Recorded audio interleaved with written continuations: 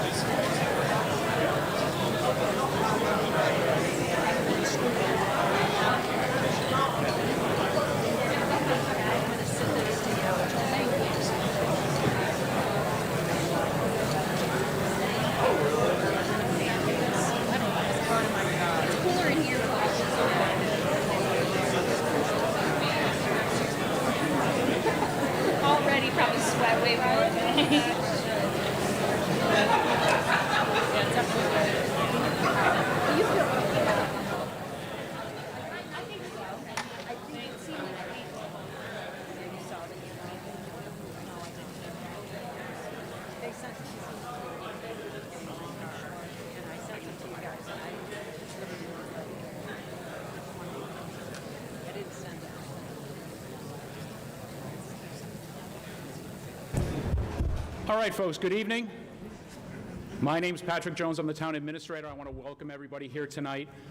This is an important meeting. I know it's extraordinarily hot, but how we're going to, and I hope everyone had an opportunity to speak to everyone outside. You're going to have another opportunity before the end of the night. There is a table with my executive assistant who has a list to sign up for volunteers, PFAS test, and water delivery.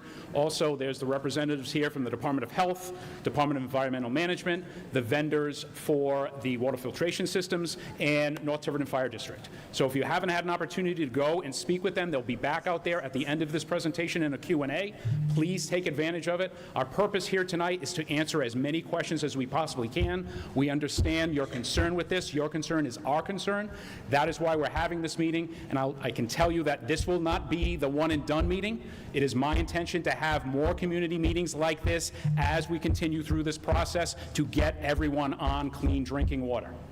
So what is going to happen next in the lineup, we're going to ask DEM. They have two presentations, so I would ask your respect, your indulgence. We're going to have a Q&A period once their presentations are done. The DEM is going to go first, Department of Environmental Management, then the Department of Health will put their presentation on, and then once they're done with their presentations, anyone who has questions can come up to the mic and we'll entertain any questions. Okay, with that being said, I'll turn the presentation over to the Department of Environmental Management. Thank you.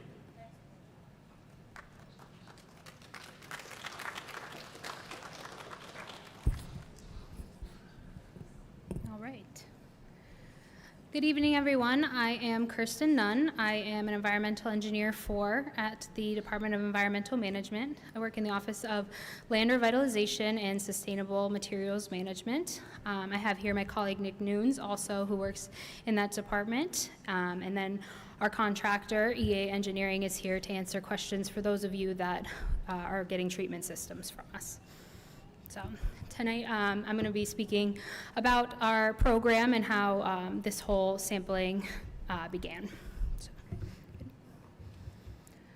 So just to start, PFAS is a group of man-made chemicals that people call forever chemicals because it's something that does not break down easily in the environment. So they stick around for a while.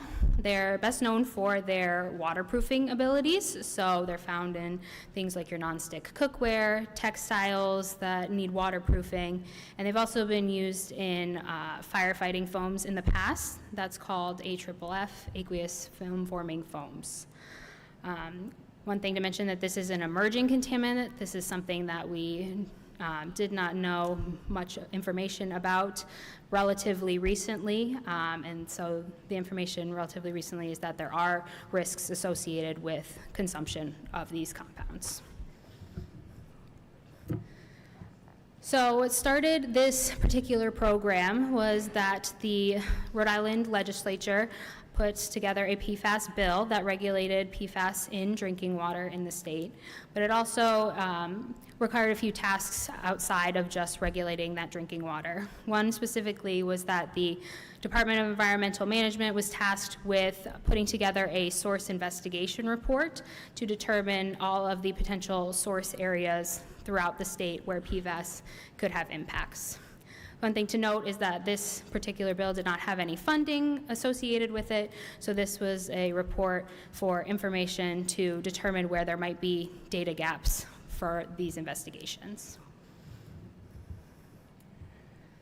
So the DEM put together this source investigation report throughout 2023, and we used information that we gathered from previous PFAS investigations, things that we had discussed with state counterparts in New England and throughout the country, as well as our federal counterparts at EPA.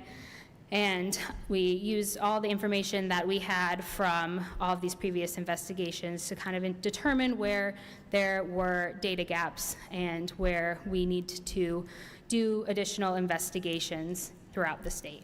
Some specific ones that we had determined were that fire stations and landfills are some of the potential areas that we had very little information around that we should do additional investigations for.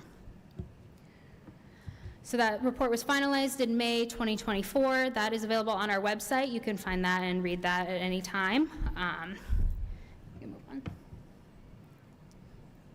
So that leads us to where we determined those data gaps. We needed to determine a funding source in order to start doing investigations in these areas. At the time, we were in talks with the Department of Health about the Emerging Contaminants for Small and Disadvantaged Communities grant.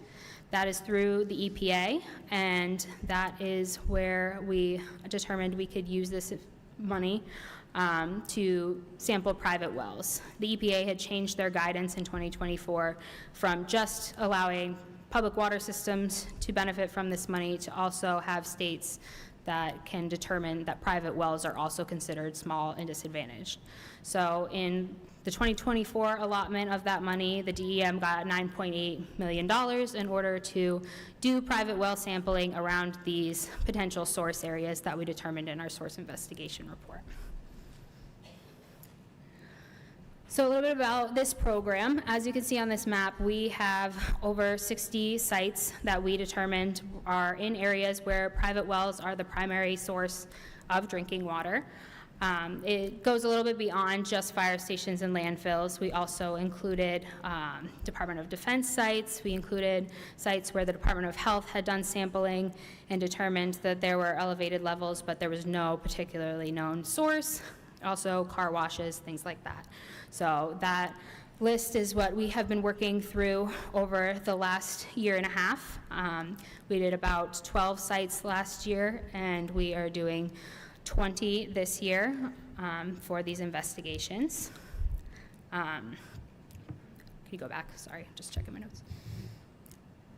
As part of this funding, we are able to provide treatment to those private wells that are impacted. Anything that we find that is above the 20 parts per trillion of the standard that is set by the Department of Health, we are able to provide treatment for those homes. And then in instances where there are public water supply lines nearby, we also have the option to extend those as well.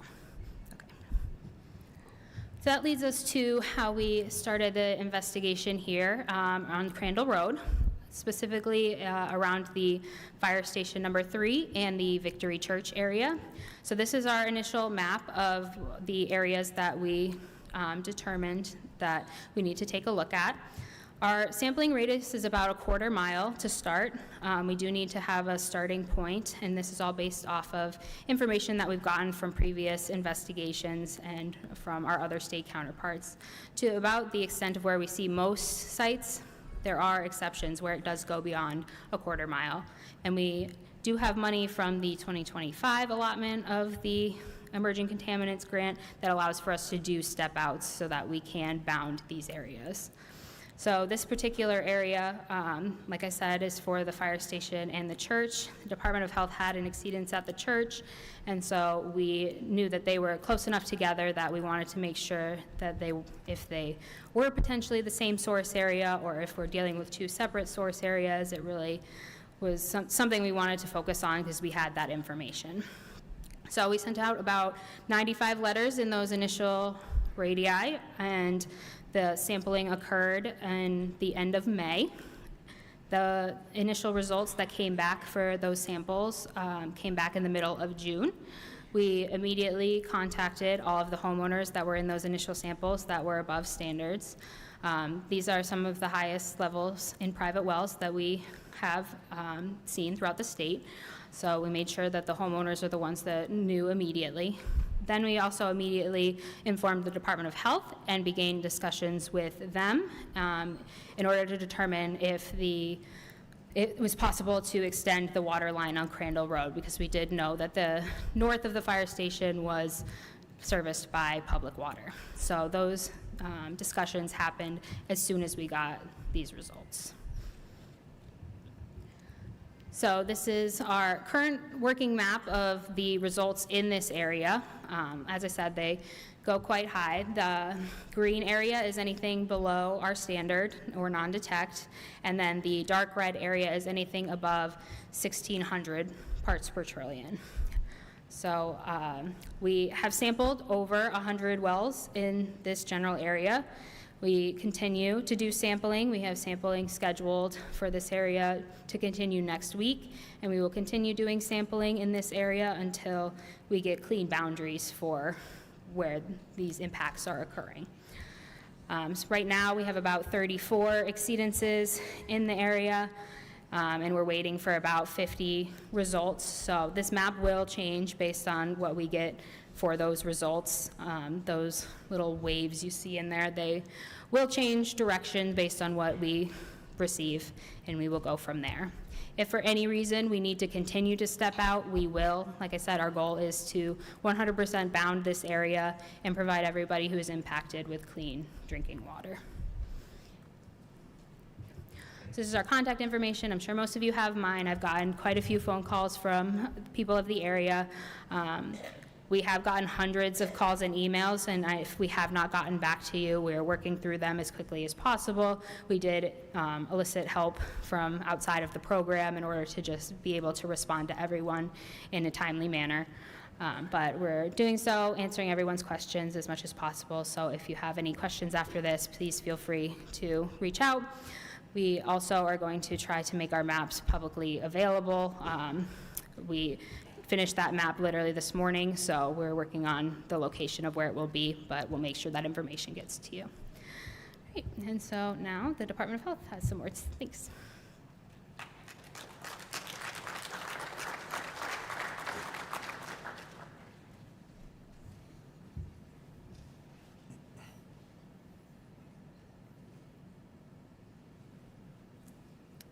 Good evening, everyone. Can you hear me okay?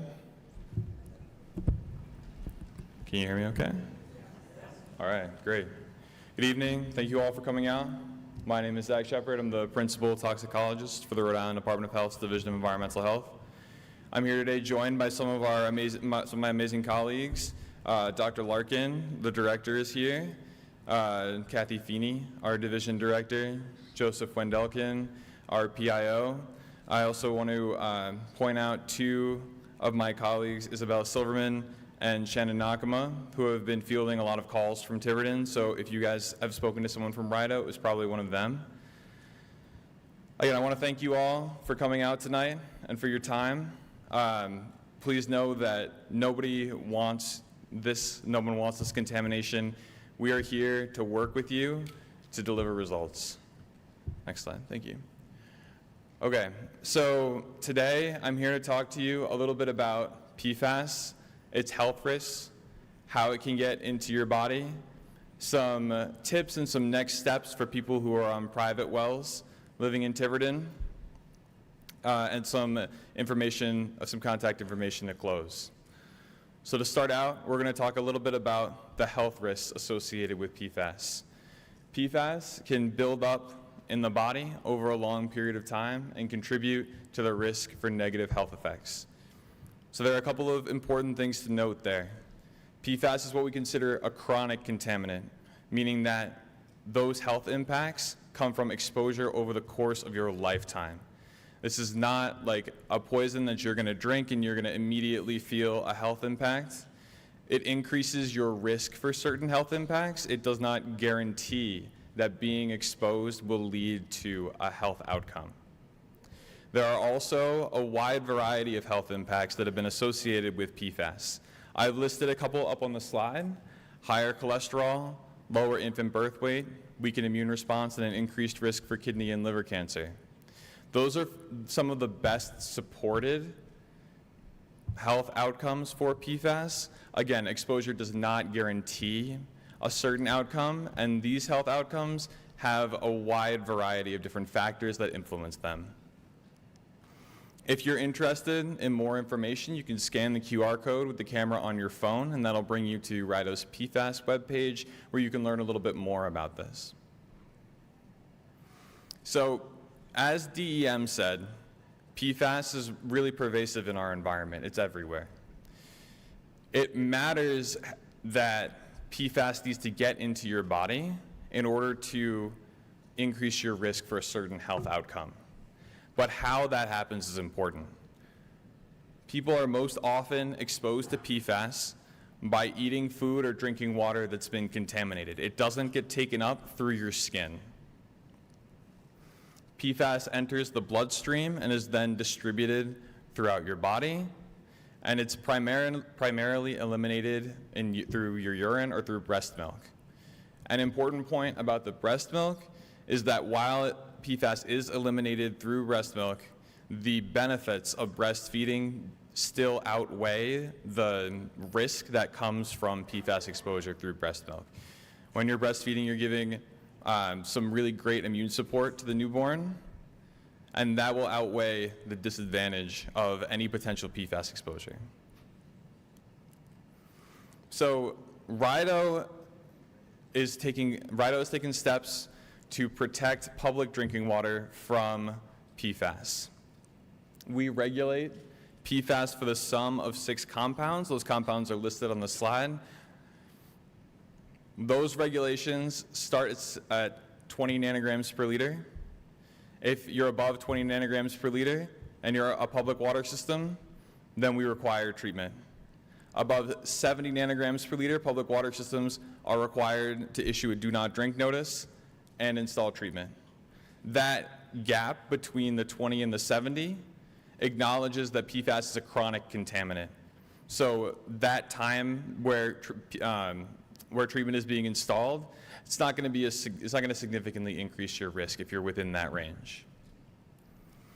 Although RIDOH doesn't regulate PFAS in drinking water, PFAS in private wells, we use the same values that we use for public water systems for private wells when we give our recommendations.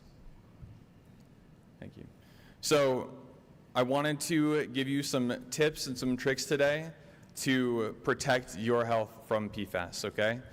The health outcomes associated with PFAS are impacted by a variety of factors, and there are a couple of steps that you can take every day in your lives to lower your exposure and to reduce the risk of those health outcomes. So the first thing that I wanted to say is that showering, washing dishes, and doing laundry is not an important source of exposure to PFAS. Like I said at the beginning, PFAS doesn't get taken up through your skin. It's just when you drink it, just when you consume it, that's where the exposure comes from.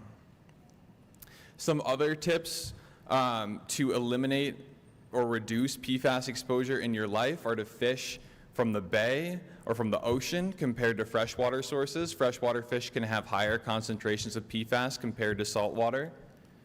Keep your house clean and dust-free. Buy products that are PFAS-free. And if you're a firefighter and you're living on a septic system, don't wash your turnout gear at home, okay? Firefighters have some of the highest exposure to PFAS, and we want to make sure that we're not bringing those chemicals home with us.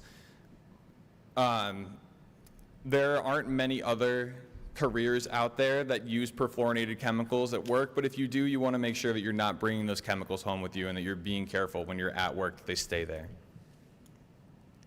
You can also see your doctor for regular checkups, exercise, and eat healthy.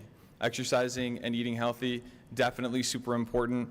That can help reduce the risk of higher cholesterol.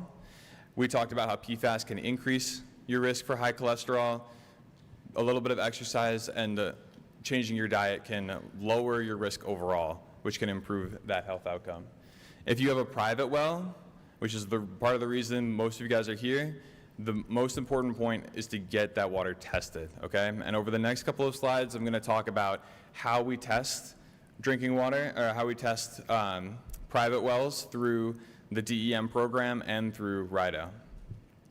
So first is testing for drinking water if you're within the area of investigation where DEM is working, okay? The area is highlighted on the map up there, and if you're within that area, you should contact DEM. DEM may also reach out to you. If they do, make sure you follow up to get your well tested. One of the questions that we've received a lot is that we have this area of investigation. Why would we not put a point in the middle of it, draw a circle around it, and say, do not drink in this area? And the answer to that question is because of the bedrock geology when we're talking about private wells. So private wells, or the way that water is stored is, the way that water is stored in bedrock and in gravel is really complex. You can have wells of differing depths that interact with water differently. You can also have them interacting with completely different fractures in the bedrock. So a well that interacts with only one fracture that has contamination, that one is going to be contaminated compared to one that may not interact with that fracture. For the people in the area of investigation, there's drinking water that's being provided at the fire station. I think it's Tiverton Station number 3 on Crandall Road. That water is served by the Tiverton Water Authority. Tiverton Water Authority and the North Tiverton Fire District are essentially the same. The fire station is served from that public water, and the table on there shows the PFAS levels of that water. You can see that it's under, that the total PFAS is under the 20 nanograms per liter MCL, and that the PFOA and PFAS are under the proposed EPA values. If you're living outside of the area of concern, the area of investigation, we should get your testing done through the state health lab or through a private lab. You can scan the QR codes up there. They'll bring you to the state lab website or the private drinking water page. Those contain instructions that will help you collect water samples and bring them to the state lab or your private lab for analysis. I also wanted to touch on our long-term plan for bringing access to clean water to the area that we're investigating right now. RIDOH has been working closely with the North Tiverton Fire District and the Tiverton Water Authority to get a new water line installed. Funding for this may be from a federal grant that we have access to or from the state revolving fund. And NTFD is aware of the capacity concerns that are floating around in the community and has short and long-term plans to handle those to make sure that that people on the water line are receiving water. I also wanted to take a minute to talk about spotting and dispelling misinformation that's been floating around. I know that this has gotten a lot of attention online, and I think it's really important that we talk about where to get your information. This notice was provided to the residents on Crandall Road, and it is not from the state agencies. It also contains inaccurate information and inaccurate contact information. Testing private wells in the area of Crandall Road should be directed to the DEM email address that's up on the slide. You should also be aware of AI-generated content.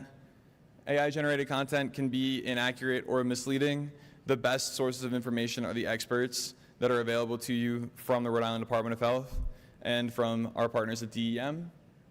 On the next slide, we've got our contact info. Okay, so we're here tonight to talk to you, to answer your questions. You're also welcome to follow up with us.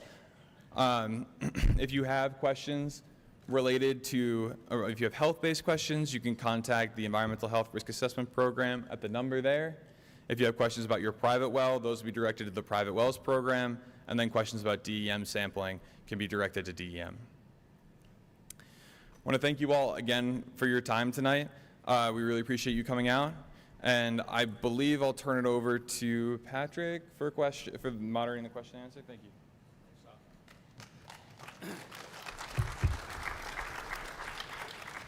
So I know a lot of people are taking pictures. All of these slides are going to be made available to you on our website, DEM's website, and DOH's website. So I know it kind of went a little fast, but that's okay. We're going to put them all up by tonight. So, and we'll send all the links out via social media and via the website. So now we're going to open it up for question and answers. I would just ask, DEM is here, Department of Health is here. They are our guests in our community. Please be respectful, as I know you will be, but don't hold back on your questions. That's why they're here tonight. So if you have questions or concern, that's why we need to hear it, and we need to hear the issues that you're facing. So if you want to step up, the microphone is right over here.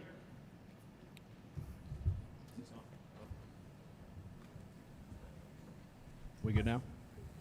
Check, check, check. Okay. Thank you, Mr. Administrator. My question, and first off, I wanted to say thank you to DEM and to DOH for coming this evening. I'm sure there's going to be a lot more people lined up behind me. My question is specifically for the Department of Health. So it was reported today in the Providence Journal that Department of Health tested the Victory Church a year ago. And so my question really revolves around communication between the two different agencies, right? Obviously, DEM identified, hey, we have a gap here in our data, and Department of Health had actual data. So what is the communication process like between Department of Health and DEM, especially as it relates to these, privately owned wells versus the community-owned wells? And then secondarily, have you guys tested every single other community well that exists in our town? Because I know we have a number of residents who are on community wells from the various trailer parks that are expressing concern as well. And then finally, as it relates to communication with the town, obviously I think we've had some significant gaps. Initially we had some gaps with DEM, but as I sit here tonight and I read the article from the Providence Journal that Department of Health knew about this a year ago and didn't tell us anything, I question why. I mean, it's no secret that the director is from Tiverton. I'm sure he's got my cell phone number. I have his. He's got the rest of the council's numbers. So I would like to know why the communication faltered and what we're going to do on a go forward to fix it. Thank you.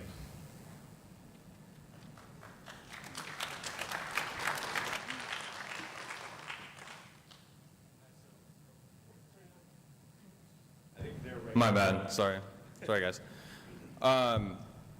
So, obviously you had a multi-part question. Just to take it one piece at a time. That sampling was done as part of the sampling for Victory Church was done as part of the 1633 study that we did a while ago, and was focused on public water systems, on the sources for public water systems. We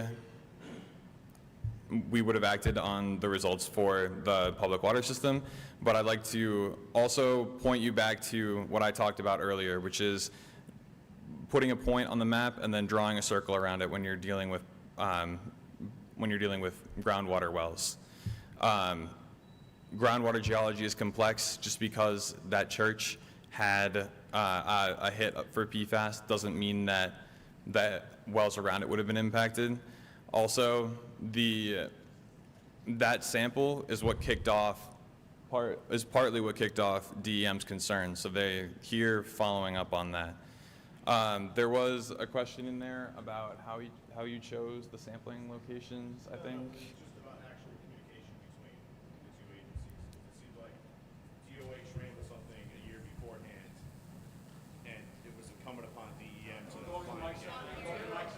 So am I back on again? All right. So my question was because Department of Health, you guys had this hit, it happened a year ago, and it was incumbent upon DEM to say, oh my God, a year ago, DOH had this hit, and it's kind of near some of these other areas. I mean, it just seems like there's no communication between the agencies, that you guys are regulating effectively the same thing from two different angles, and it seems like there is no connectivity between the two of you because it took DEM to, have this requirement come forward to finally fill that gap in.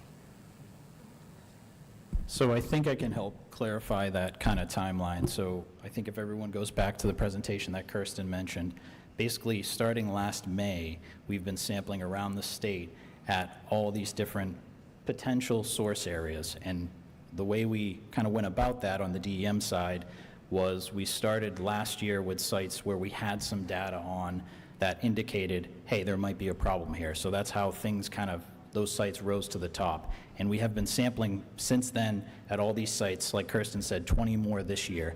The Department of Health did communicate that data to us, and that's what put this on the top of the list basically for this year sampling. But we were still sampling basically up until there was snow on the ground last year, and that put this on the top of the list. So we had that Victory Church point. Like Zach said, we couldn't necessarily say that was associated with the other source that we were investigating, which was the fire station. That was something we were already looking at. But once we had those two circles and they looked like they were almost overlapping, we obviously wanted to sample this as a priority this year, and that's why we're doing it. And we used all the data from their study, which included about 400 or so, I want to say, public water systems statewide.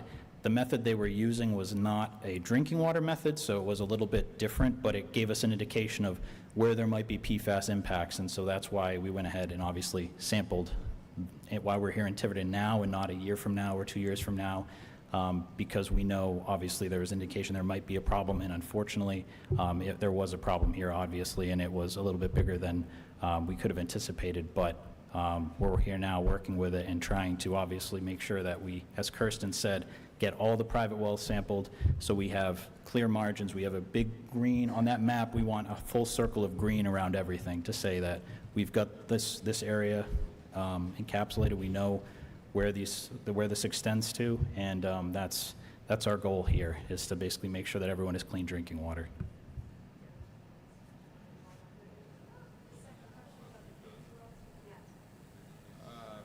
Sure, yeah.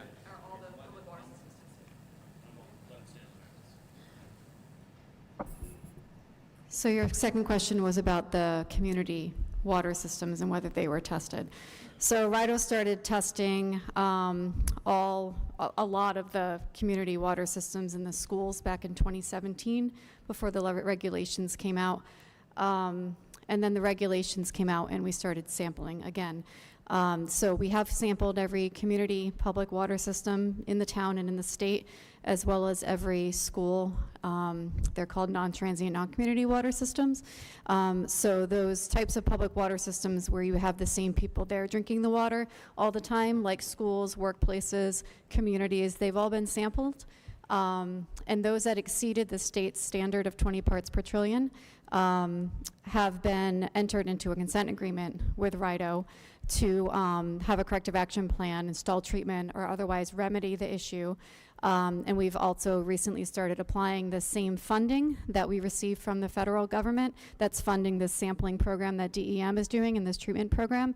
We're also working with several water systems in the state through that grant program to provide grant money to install treatment as well.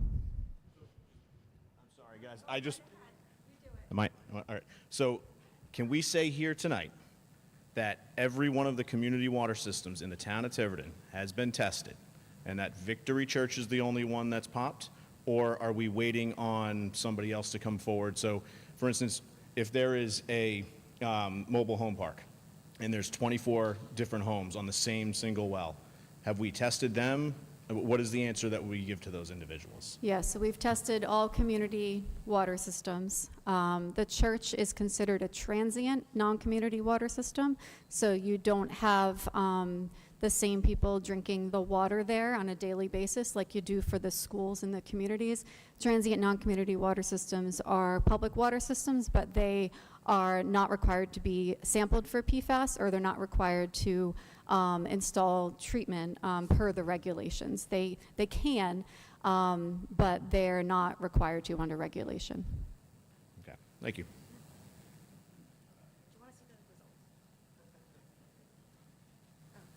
All right. I wanted to Oh. follow up on the Victory Church.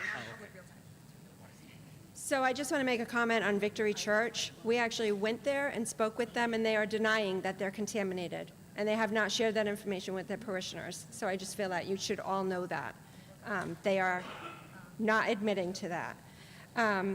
So my questions, there are people that are outside the test area that are paying for their tests to be done on their own.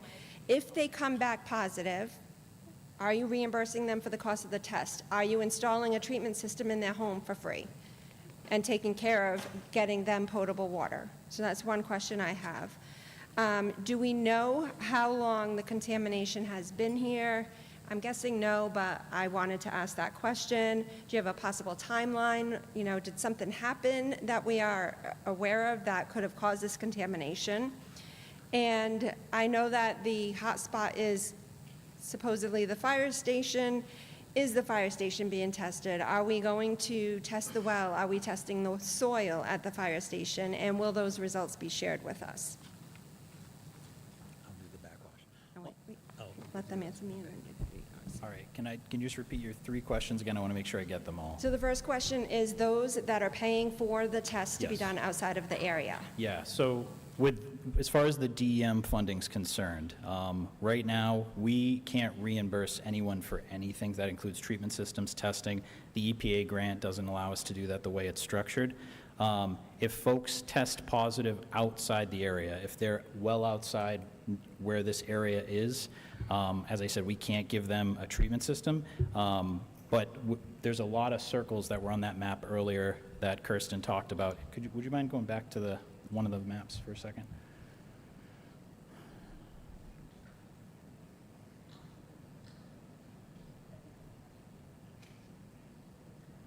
Be the DEM one. So there's a lot of circles that we put those quarter-mile radiuses on some of the some of the areas we're looking at. It's going to be that's slide number 7, the one above that. Yeah, so similar to the circles we drew around there. There are quite a few in Tiverton, so we've already actively began investigating some of these. Another one that we did in Tiverton was around the Sakana Early Learning Center. That was similarly a public water system that had higher detections at one point. I think they've since come down below the standard. So there's other ones that we're doing. So I can't say definitively if someone samples outside their area that we can't put a treatment system on, but without knowing where they fall right now, because as you can see, we have a lot of dots up there. We got to work through all of these over the next several years, and we have limited funding. I know there's $13 million. It sounds like a lot, but the treatment systems are expensive, and it's going to get used up pretty quickly. So we want to make sure we get to everyone around these source areas. So the easy answer is I can't say definitively whether or not it means we're going to put a treatment system on or investigate them without knowing where they are. Okay, so let's say, for example, you tested a quarter mile, say they're 3/4 of a mile that, they're testing because they're concerned because they are so close to the testing area. If ultimately we're doing our investigation and it points that the source is going in that area, yes. But if it's just the problem with PFAS, and this is something we found, is it's everywhere, first of all. I think folks should understand that. Unfortunately, this stuff's been raining down on us for the last, 40, 50 years since it began being manufactured. We find it, we've done the DEM, we did a soil background study is what we'd call it around Rhode Island. We picked the most basically pristine areas, state management areas where there's never been a house, never been a farm, and sampled soil, and every grain of topsoil basically in Rhode Island has this stuff in it because it's literally, like I said, been raining down on us for a long time. So we do find it in waters everywhere, and that's why we're trying to do this investigation, and because we're looking around things like fire stations and landfills, because a situation like we have here in Tiverton, it's not something that can easily be remedied by just putting on a treatment system here or there. It's a much bigger problem. And so that's why, yeah, if they're outside that area, maybe once again, but we can't make any promises here that we're going to be able to give everyone who tests and comes back above 20 a treatment system, because we have a lot of other folks to get to first. And I wish we did have the funding to put a treatment system on everyone, but we're working with the limited federal grant funding we have right now, unfortunately. Okay. And what was your other question? If the fire station is going to be tested, the inactive well as well as the Yes. soil, and will those results be available to us? Yes, so the quick answer for the inactive well, because it's inactive and not being used for drinking water, we're not testing it. I know there's been some discussion about testing it. It's a little bit difficult to test because it's a bedrock well like most of these other wells around here, and the pump's inactive, and I don't even know if it's in working order. But at this point, I can't say whether that's going to be tested or not. But as far as investigating, I think you're asking the source, whether it be the fire station or whatever. That's something that's definitely a potential down the road once we get the immediate concern of looking at all of these. We want to make sure everyone on a private well can feel safe drinking their water. So we're trying to just basically, like I said, encircle this whole area. So that's the priority right now.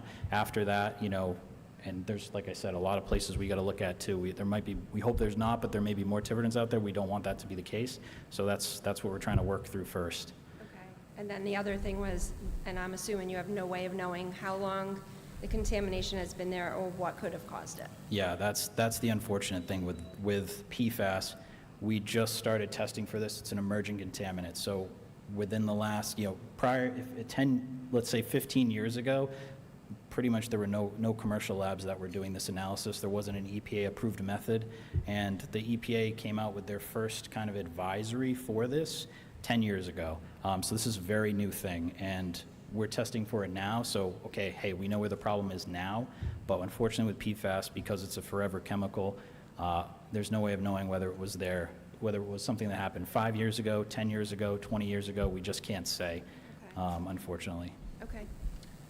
And I had one question on, it's actually sort of something a little bit new here. It might be more for the engineers that are out there. We had our filter system put in, and we're having issues with iron and manganese in our water now. And the suggested fix for this is a water softener. I did a little research on that, and I guess water softeners require flushing. Is this true?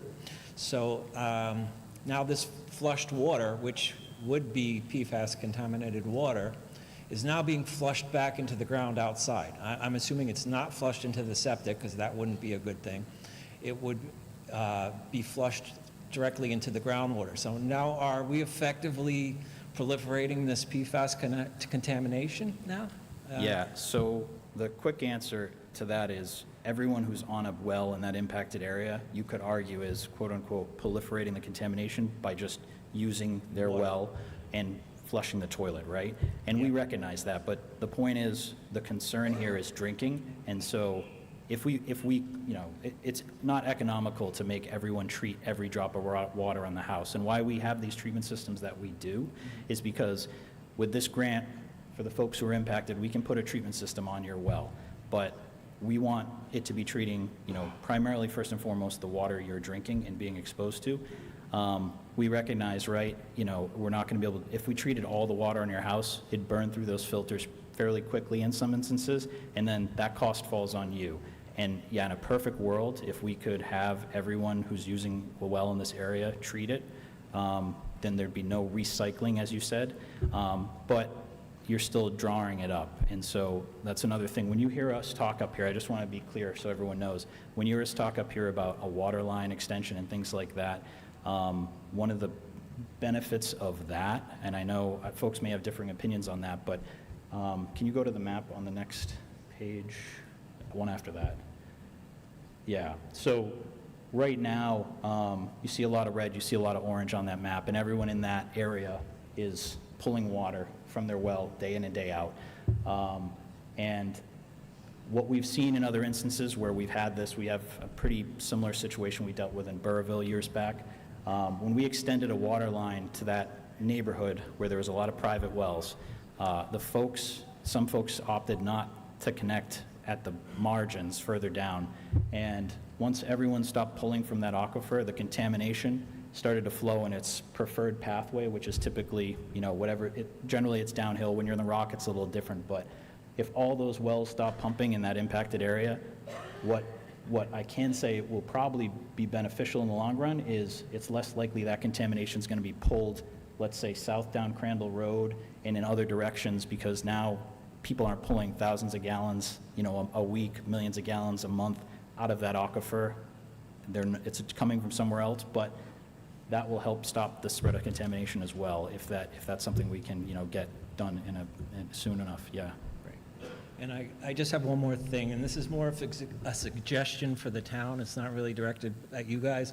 And I might be late to the party on this already because my wife sort of told me as we were coming up here what was going on. But last night at the town council meeting, you guys talked about delivering water to all the affected residents, and we were going to have a sign-up sheet. Yes.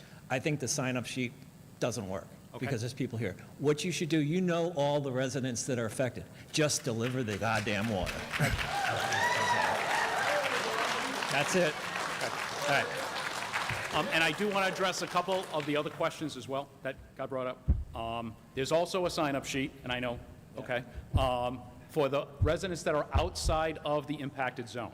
So I know I spoke with a resident on Sauty Pond, who's just on the outside, but it was probably within 250 feet. And like DEM said, they're still trying to find those clean margins, which will also go into your other question as well. Once they are conducting a contamination investigation. Once that contamination investigation is complete, then we can move into a potential source investigation. It is the town's plan to look at that well, to look at that fire station, if it is the likely probable source. So that is our plan, like we discussed at the meeting last night. And also, if the town is also, and the council has authorized emergency funds. So we want to get people's wells tested, even though DEM is limited on their funding because they want to focus in on that impacted area. Like was said a few minutes ago, they're continuing to test. They were testing this week, they're going to test next week. They want to establish those margins and spend that money to establish those margins. But knowing that someone might fall outside those margins, the town wants to be able to extend it and pay for those tests. So, but we have to know who you are. But, sir, great suggestion. Yeah, Once we get a list of the impacted residents, and I'll be honest, it changes every week, but the plan is to provide that water to everybody in that impacted area. That is the plan. The longer everybody waits, the more disappointed they are. So I understand. So I want to start putting delivery this out. week. Yeah. It's at the table, the And first like one. I said, there shouldn't be a sign-up sheet. Let's just get it to everybody. And I understand, but I want to be able to, because the other thing that happened today, of the initial conversations that I had, was the water coolers. And the water coolers, as those of you have seen, they come with 5-gallon jugs. Right. If I'm elderly, I cannot pick that thing up, tip it upside down, and put it in. So we had a conversation today with someone who, like from Poland Springs, a water delivery. I don't want to say Poland Springs, but it's basically Poland Springs. They are recommending getting cases of water, so you can put one in your bathroom to brush your teeth. You can put a couple in the refrigerator. So this way you're getting cases of delivery, and we're going to have a conversation with that company tomorrow because they supply water in these type of emergencies that best suits residents impacted. That is our plan. Sure, we can get volunteers to lift those 5 You're already volunteered, Yeah, so. we all are. Get you more. All right. There's a sign-up sheet for that, too. So, thank you. Thank you. So when you walk, it's the first table. My assistant, Mary Lou Sullivan, she's there. There's a sign-up sheet to sign up. Okay. You're welcome. A.G. Miranda, 600 Main Road. Those are plastic bottles that the water comes in, right? Okay. Good enough. And another comment, just another question based on the comments. Doesn't the septic system filter the water that drains off anyway? So it must drain some of the PFAS, right? So the septic system itself isn't meant to filter out PFAS. Some of it may get caught up in the sludge that's pumped out, right? Because PFAS, what it does like to absorb to is organic matter. So we all release a lot of organic matter. It ends up in the septic tank. So some of it may get bound up in there, but it's not filtering it out specifically. You know, that's more meant to filter out solids and things like that, but a lot of things pass through septic systems. PFAS is one of them. And the other thing too, I'll just note with septic, you know, there's a lot of outside sources of PFAS too that can end up, you know, being drained, you know, dumped down the toilet, whatever. It's in so many products. So like PFAS, even if you're not in an impacted area, septics we find can be a source of PFAS, just because of the nature of how prevalent it is in all our consumer products and what ends up going down the drain, unfortunately. Well, if you don't mind, the more that's said, the more questions I have. First of all, could you explain, when you were talking about the 5 chemicals, that something's measured in nanograms per liter, that's per liter of water, and how does that relate to the parts per trillion when you test a well? Yeah, so nanograms per liter is the same as parts per trillion. So they're one and the same. It's just 2 different ways of saying the same thing. You know, it's like inches and meters, but this is exactly the same. So that's when we're talking about parts per trillion, we also mean nanograms per liter. And to put it into context of the general public, Yep. the amount of parts per liter, or whatever it is, on parts per trillion, can you relate that to something we familiar with, like licking a plastic soda bottle? Yeah, so the parts per trillion is such a small number. What's often quoted is like a grain of sand in an Olympic-sized swimming pool. So it is not a lot. It's very small. So that, like, this is the first real chemical that we've dealt with that has a standard in the part per trillion range. Most things you talk about lead, that's in the part per billion range. So like the drinking water standard for lead is, you know, it's thousands of times higher than this one for PFAS. So it's very low margins for PFAS. So has anybody ever measured how much you get from licking a soda bottle for comparison? So yeah, I think you're trying to say that it's in plastic. It's not. PFAS and plastic are 2 different things, right? Yeah. So plastics in and of themselves, that's not PFAS. PFAS is a specific chemical. It's not. I know a lot of times it gets equated to plastics. It's actually not plastics. So PFAS it's the chemicals that were used to make Teflon. So they were used in the processing to make Teflon and things like that, and it's found in certain performance plastics. It's treating certain things, but like your typical plastic water bottle should not have PFAS in it. But like I'm saying, if you have 1,000 parts per trillion, Yeah. is that equivalent to owning a Teflon frying pan for 10 years? That's It's got to relate to something that like we the parts per understand. trillion. Yeah. Yeah. So yeah, as far as like, so Teflon's a quick tricky one too, because Teflon itself, PFAS were made primarily to make Teflon, but Teflon itself Right. it's inert. It's like PVC. It's a polymer. So yeah, as far as like what you can say as far as the part per trillion, the closest thing I can give you is that equivalent. So like 20 parts per trillion, 20 grains of sand in an Olympic-sized swimming pool. So if you know, the chance of you even getting that from like an Olympic-sized swimming pool isn't that much, right? But it's in all this water. It's well distributed. So someone determined what the lethal levels are, if they were. Yeah, and this isn't, just to be clear, this isn't a lethal level. Right. But yeah. It's difficult to explain to us. that. Yeah. This is all of the standards that we have generally for most of these things. They're based on preventing adverse impacts, and it doesn't mean that this adverse impact for PFAS at 20 parts per trillion is cancer. It's not, actually. What's driving most of these PFAS standards over time have been things that mostly are affecting the most vulnerable, so like fetuses, infants, things like that. And that's the driver in a lot of these instances. Now, we end up having to come up most of these standards. It's somewhere a trade-off between what we can physically even clean up and what the health impact is. But yeah, with PFAS, the driver for driving these standards low over the years has actually been mostly impacts to, you know, children, things like that, immune response. So I guess what I'm saying is if you can't relate it to something that we can relate to, then some people are in a panic and other people are, forget it. I've had a Teflon pan for 40 years and I don't have any PFAS. I'm using that as a simple example, but as far as like how we don't have an answer. How serious is this? it's, It's tough to say. I don't know if you want to take that back, how serious it is. I'm glad you're answering because I have a question for you.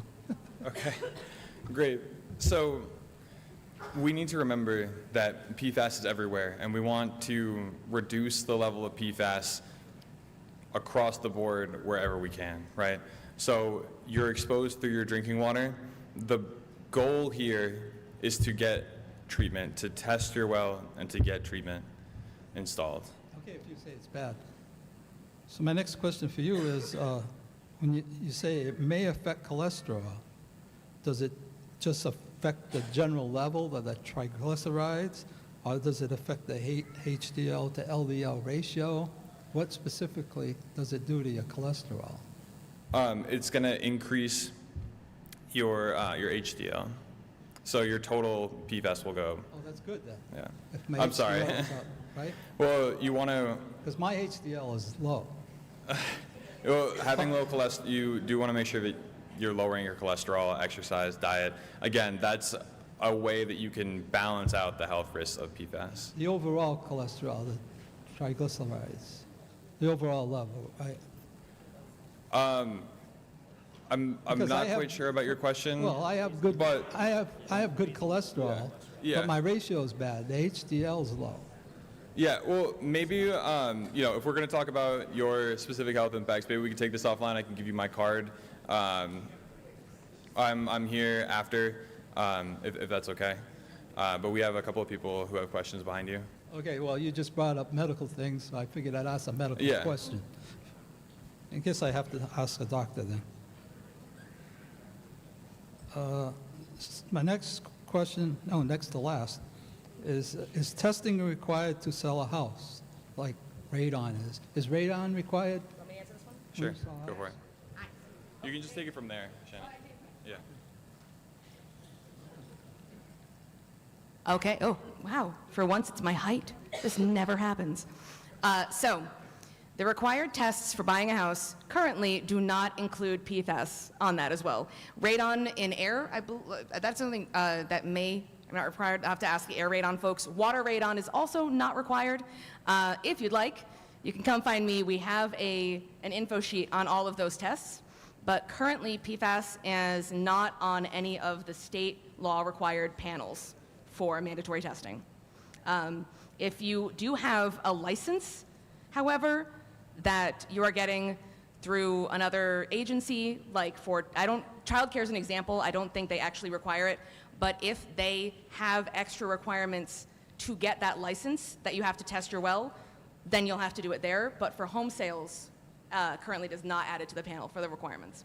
You can opt for it though. Okay. So you're more concerned about those trial places that people just travel through then? Never mind. And lastly, the remedy, as I understand it, is a treatment system, if necessary. Now, when you have this treatment system, you say it's carbon filters or whatever, who changes the carbon filters? And what do they do with them? Throw them in the trash? Yeah, so in the case of carbon, if we end up putting a carbon treatment system on an impacted home, that carbon is typically something, that's not a filter you could change yourself. That's the one thing that's different than the other system that we offer, which is a reverse osmosis system. That's a little more straightforward with your typical spin-on type filters. But yeah, the carbon itself, once that media is used up, typically a licensed firm will collect that and replace it, and that carbon typically gets destroyed or regenerated. So that's the special case where that's not something a typical homeowner could do on their own. So then you have to contract a service to come in once a year and change your carbon filters. Yeah, not necessarily once a year. It depends on your levels. It can be every 2 to 3 years. But yeah, that's something that we're pretty transparent about, and that's one of the limitations of this grant is the long-term maintenance does fall on the homeowner, but the upfront cost, of one of these systems is anywhere from, upwards of $10,000 or more, depending on the complexity of the install. So we're taking, most of the burden up front off you, and if we could do I wish we could pay for the maintenance, but we can't with this grant funding, unfortunately. But yeah, that does fall on the homeowner. And I suppose they wear hazmat suits when they come in to change the filter. No, they do not, no. It's not that bad. Okay, thank you.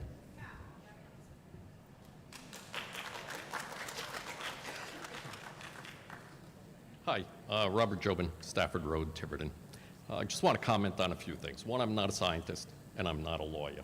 You mentioned that when you're going to sell your house, whether they're going to test for PFAS or not.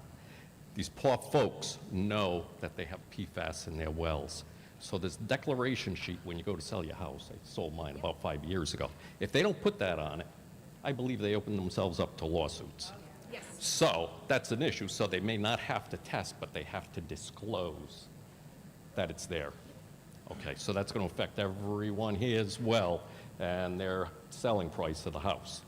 Okay. It's any like any known health issues to protect you have to tell the buyer. The new buyer, Yeah. absolutely. So it's just not anything that's washed away or they're not going to test and nobody will know. Everybody knows. Everybody knows in this state right now.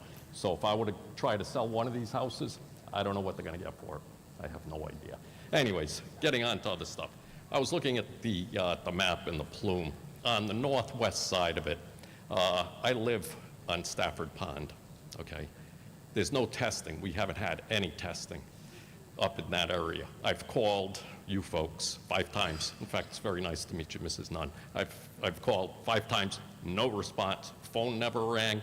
Didn't have an intern or a student from URI Environmental say, hey, we got your phone call. I'd love to answer your questions. Not today, maybe not tomorrow, but at least in 2 weeks you should have an answer. So I can just say, we've been out sampling for literally almost every day these past few weeks, and I wish we could answer everyone, but we are going to answer all those calls. We're working through the backlog. But to your question about this map, and I think it'll help to clarify, what's on there right now, that shape, that is informed by those 61 homes that we have results from. So there's still almost another 60 that we're waiting for, and there are some basically to the northeast, so the top left there, some straight up on Stafford Road that we're waiting for results on, and then some along Presidential Drive in that area to the west. So, but I can tell you we have got some results. Like I said, we're waiting for some results to the north, but we'll likely be stepping out north along Stafford. We just haven't got that yet. It was just not at the moment. Nice to know. Yes. Just, yeah. just a quick phone call, Yeah. say, look, I know. we're not doing it right now, but we will get Yeah. to you in the near future. And we do plan on returning your calls. Our focus has just been trying to get everyone in this circle maybe tested. it takes an intern Yeah. from URI Environmental Yeah. to pick up the phone, hire them for, I know. $10 an hour, $12 an hour, whatever minimum wage is, and to get some answers out there for the folks, at least give them some direction I here know. in town. Okay?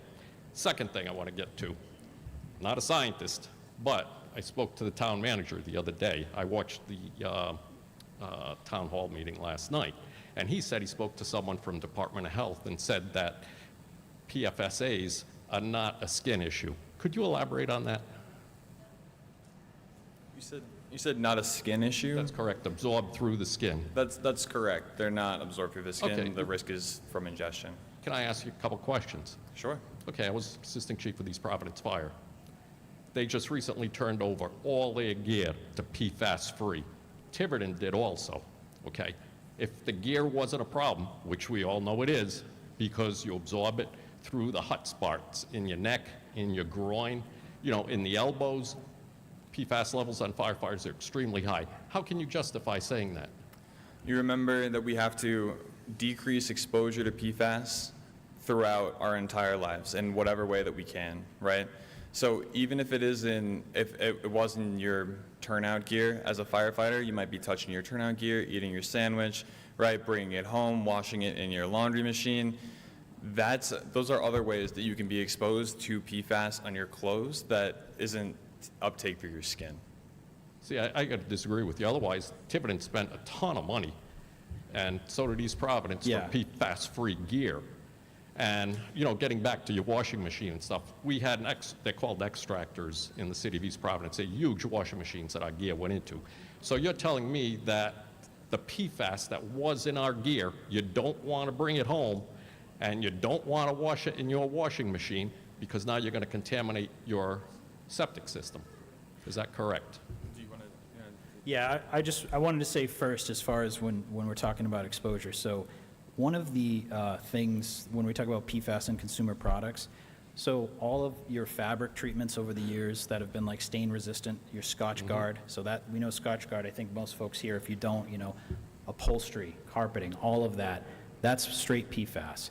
So when we talk about exposure from other things, and I think what Zach was saying too, dust, lint, you can breathe that in, that is ingesting it. So you, as a firefighter, were probably exposed more to things like the dust and lint, all that just coming off, and that could be a significant ingestion route. You might not realize it, but yeah, I mean, if you have carpeting or things like that over the years, that's why we find it a lot in landfills, because all that carpeting, all those, you know, couches and stuff that go to landfills, all that fabric that was treated to be stain and water resistant, they used PFAS.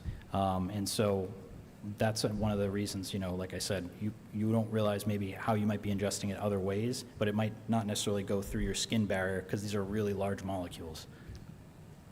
The skin is the largest organ in the body, okay? So that becomes a problem for folks. I can tell you, as far as this...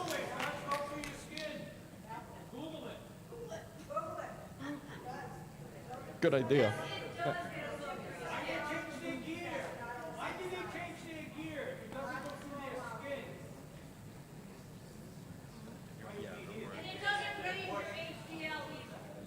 No, so first of all, can I just say, don't trust everything you read on Google, but but I will say, it's all right. Well, as far as it goes with, like you were saying, like why did they get rid of it in the gear? Obviously, firefighters, because of all the AFFF and stuff, all the practicing, all the equipment that you dealt with, it was in the hoses, things like that. You guys had the highest rate of exposure. So I believe, I don't want to speak for the legislature, but the reason that a lot of that was done, obviously, is to limit any way you can the firefighters' exposure, because you guys are, unfortunately, the ones who were exposed to it more than anyone else. Oh, I agree. Yeah. And to downplay what's happening here in town is absolutely wrong. You know, it's absolutely wrong what's happening because, you know, as firefighters, we have such a high rate of cancer that the state actually mandated the cities and towns to pay for health care and put people on disability if they came down with cancer and could no longer do their jobs, which it's an incredible rate in this state. I don't know it off the top of my head. Anybody out there, the fire department, the chief, could look it up very quickly. We are exposed. You mentioned doffing and donning your goods. Yeah, that might have been a problem, but you know where we went right after that? The shower, to try to wash his stuff off. And from personal experience, 2 weeks after a fire where we're exposed to who knows what, you're still scrubbing your skin and you can smell the fire products. It's all over your goods. It's all over your helmet. It's all over your breathing apparatus. We had individual masks. It's over that. You have to really clean the stuff. And guess what? You clean it with bare hands. These folks, if they have to clean stuff around their house with PFAS, with water, they're exposed to it at that point. So, you know, there's a lot of individual things going on here, which, unfortunately, my own personal opinion is there's a lot of double speak here. Okay? I really think that. Now, a few other things I'd like to go on, and this basically concerns the town, and I had the opportunity to talk to the chief a couple of times with this. One was the soil contamination at the station. Now, being a firefighter, being ex-assistant chief with East Providence, has the soil been tested at Station 3 on Crandall? No, it has not. So Okay, that should move up your list, because these firefighters may be exposed 24/7 to very high contaminations in that fire station or near the fire station in the grounds. Plus, I don't know if you knew, they had a couple of Connex boxes there for training. So now if they're doing their training, kicking up the dirt, they're not only contaminating themselves, but they're contaminating the new Connex boxes for training. So I mentioned it to the town manager, the chief, and I didn't know if they put out an SOG, standard operating guideline, not to use those till we have testing. That's a question for the town. So we did talk, and obviously we're going to look at, like I said before, we're trying to get the good drinking water, but that doesn't mean we're discounting our firefighters.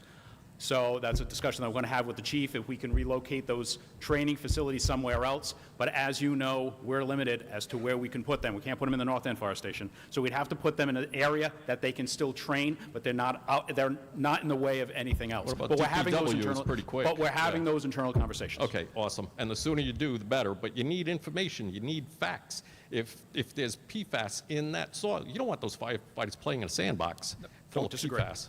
Okay, thank you. Okay, a couple other things. I listened to the meeting last night again, and there was notations that the well at the Station 3 on Crandall was capped because they were burning out pumps, water pumps. And they were doing that because they were filling the trucks. Now, I can only speak of East Providence, not Tiverton. The chief is here, maybe he can speak. We never, unless there was very minor water missing in our tanks, 750 gallons, 500 gallons, what we used to bring, we would never fill it with house water, never. So we would use the nearest hydrant. On a hydrant, you can easily get 500 gallons a minute. From the house water, if you're getting 10 gallons a minute, it's going to take you 75 minutes to fill a 750-gallon tank. At which point, these folks aren't protected. They're going to show up with half a tank, a quarter of a tank, 3/4 of a tank. So I don't know if it's correct that why they kept that well, but So all I can say, I don't know the rationale, and Bob, I'll be honest, I don't think, and you know this already, I'll speak for the fire department, not being a firefighter, but I know that their gear had full water and that tank was full. However they got the water, they figured that out. So anything else, all I know is that that pump that was at that station was burning out routinely. And to replace that pump was expensive. It was a cost-effective to run the water line the several hundred feet and get on dedicated water than it was to fix the pump. What I was trying to explain last night, and I hope I did it was not replaced because of contamination. It was replaced because of logistics, because the pump kept getting burnt out. Was it began getting burnt out because it was filling? We were actually filling the fire trucks? I don't know. Was it getting burnt out because the iron in the water was so high and the pump would just fail? Regardless of why, it was replaced and the town extended the water line. And that was done probably about 10 or 15 years ago. which is fine, but my concern with all the issues happening here is that it was capped for another reason. What that reason was, I don't know. It'd be much better if the town came Right. forward. Right. Okay. And that's, and it will be. Yep. And it will be. Okay. Next one, land contamination. We're talking about water contamination here, but they're presently working on the corner of Stafford, Crandall, Bulgarmarsh. They're moving dirt. We don't even know if that dirt's contaminated at this point, and where's that dirt going? You know, we need some answers.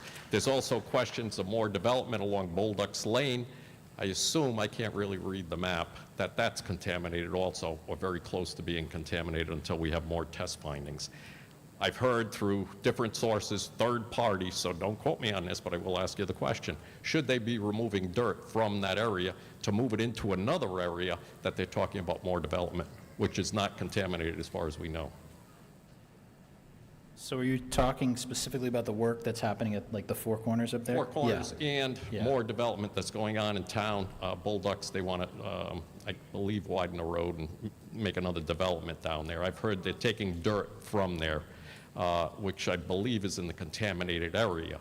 So should they be removing dirt at this point, or should there be a stop work order from the town? Yeah, so just to be clear, this map, those colors, that's all in the bedrock aquifer. So this map doesn't tell you anything about how the soils are. So, and frankly, with PFAS, you know, there's likely a source area, obviously, somewhere that's feeding all this, but, you know, it's probably very small, and it could have been, if it was, let's say, from something like training with AFFF, it's probably confined to that area, and this PFAS is very soluble. It goes right down to the water table and will flow whichever way the water's going. Okay. And unfortunately, in this case, it flowed down into the bedrock, probably because everyone's, you know, on wells here, so it's drawing it down.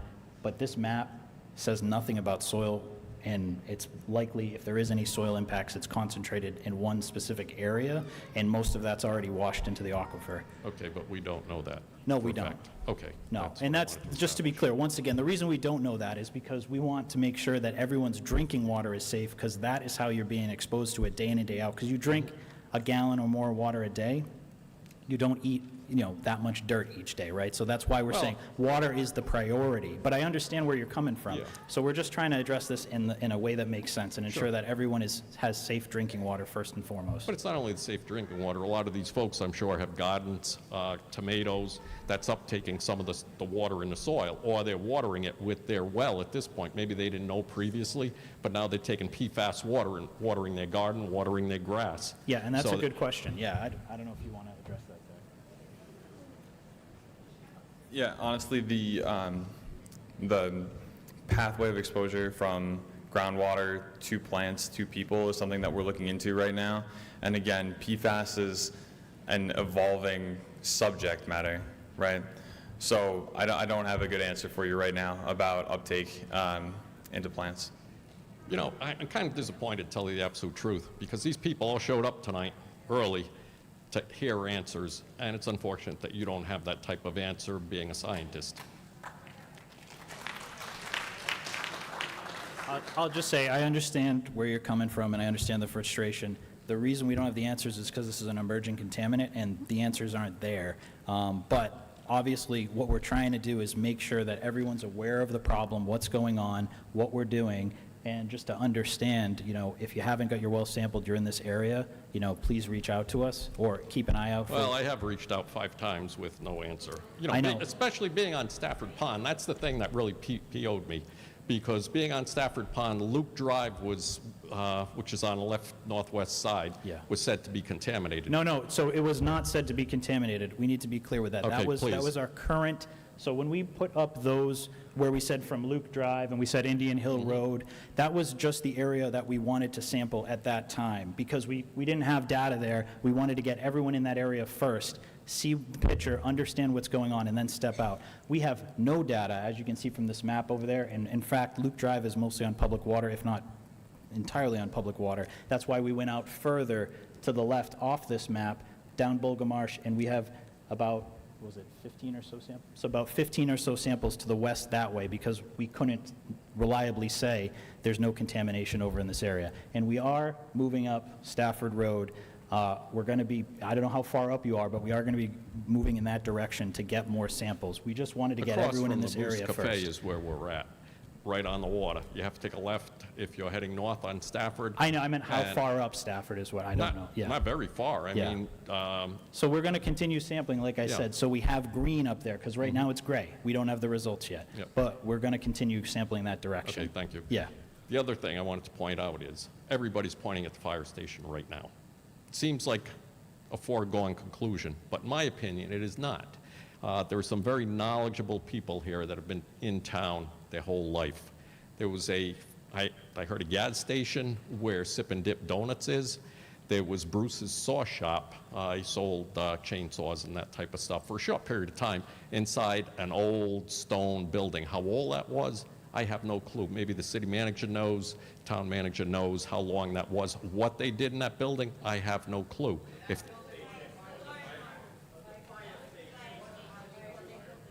Okay, so at fire station. So is the current fire station the center of the plume, or is the old fire station the center of the plume?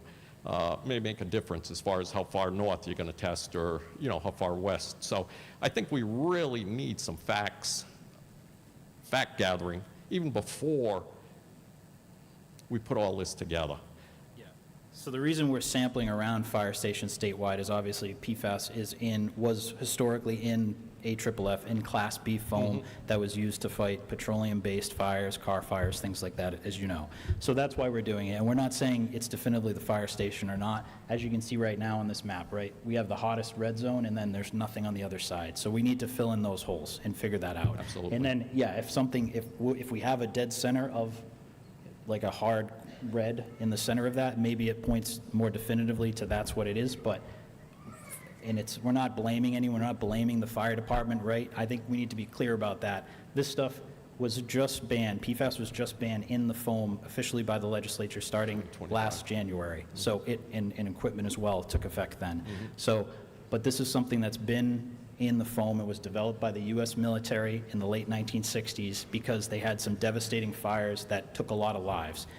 Unfortunately, like a lot of things, we have asbestos, is a good one. There's PCBs, DDT. There's a lot of things that we created. We realized, hey, this does a good job at what we're trying to do, and we don't realize the harmful effects until after it's been out for 20, 30, 40 years. And that's the case with this AFFF.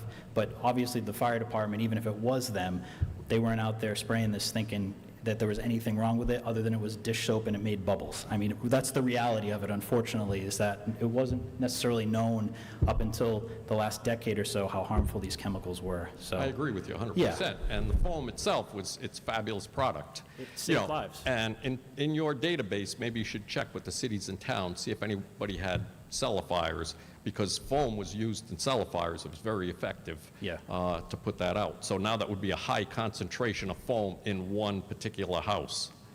Yeah, we're not, like I said, we can't say definitively it's one thing or another, but, when we see these high levels, foam is always, one of the things we think of first because the levels are so high. It's tough to get that much PFAS in the environment outside of like a concentrated, PFAS source like AFFF. Understood. Last question is for the town manager, basically. Sorry we didn't chat about this before, but yeah. All these folks are affected, and this is their life savings that they put into their houses, into extensions to the house, into, it's their life's work. They didn't buy the house because they didn't like it. They bought the house because they love it. But now, with the real estate aspect of it, what's the town going to do as far as revaluations for all these properties?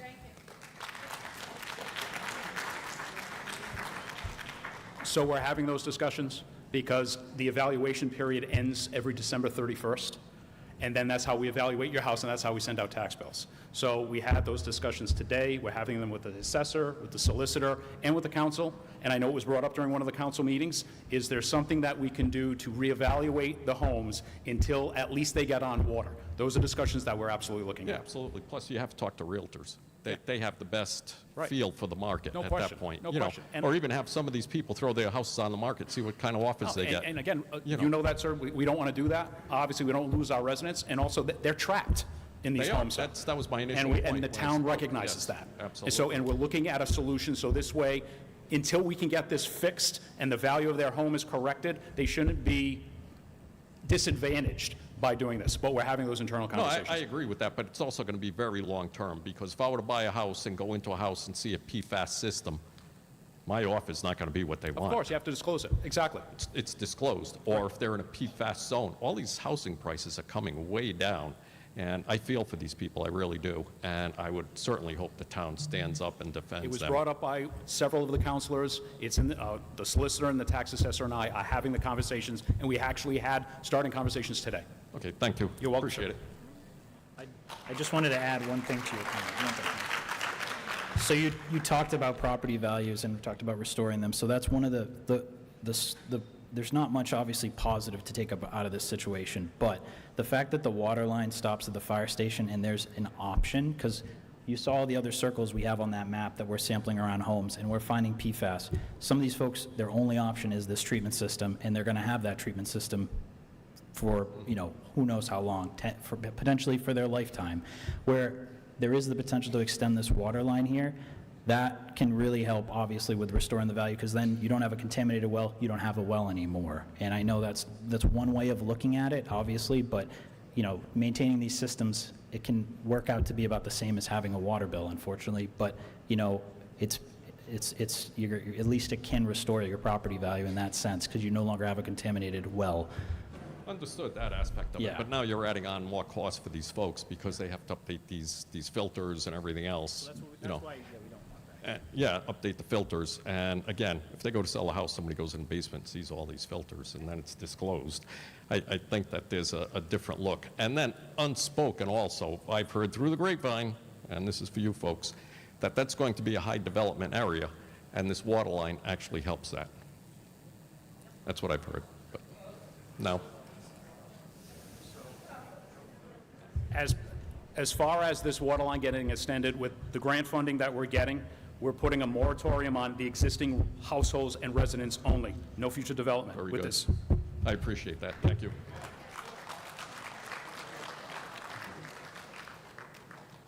Hi, it's Bill Bowley from 75 Crandall Road.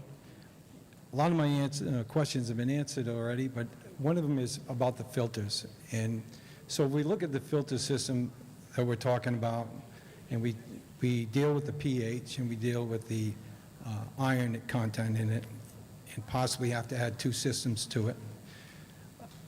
Once the system's online, and the wells are starting to come offline, and my well is set at my well level at 422, based on so many gallons, that's where my maintenance schedule is going to be. Once those wells come offline and that plume starts to come down and increases possibly the levels in that well water I'm drawing off, how do we monitor that so that we know we don't have a premature breakthrough before my maintenance period's up?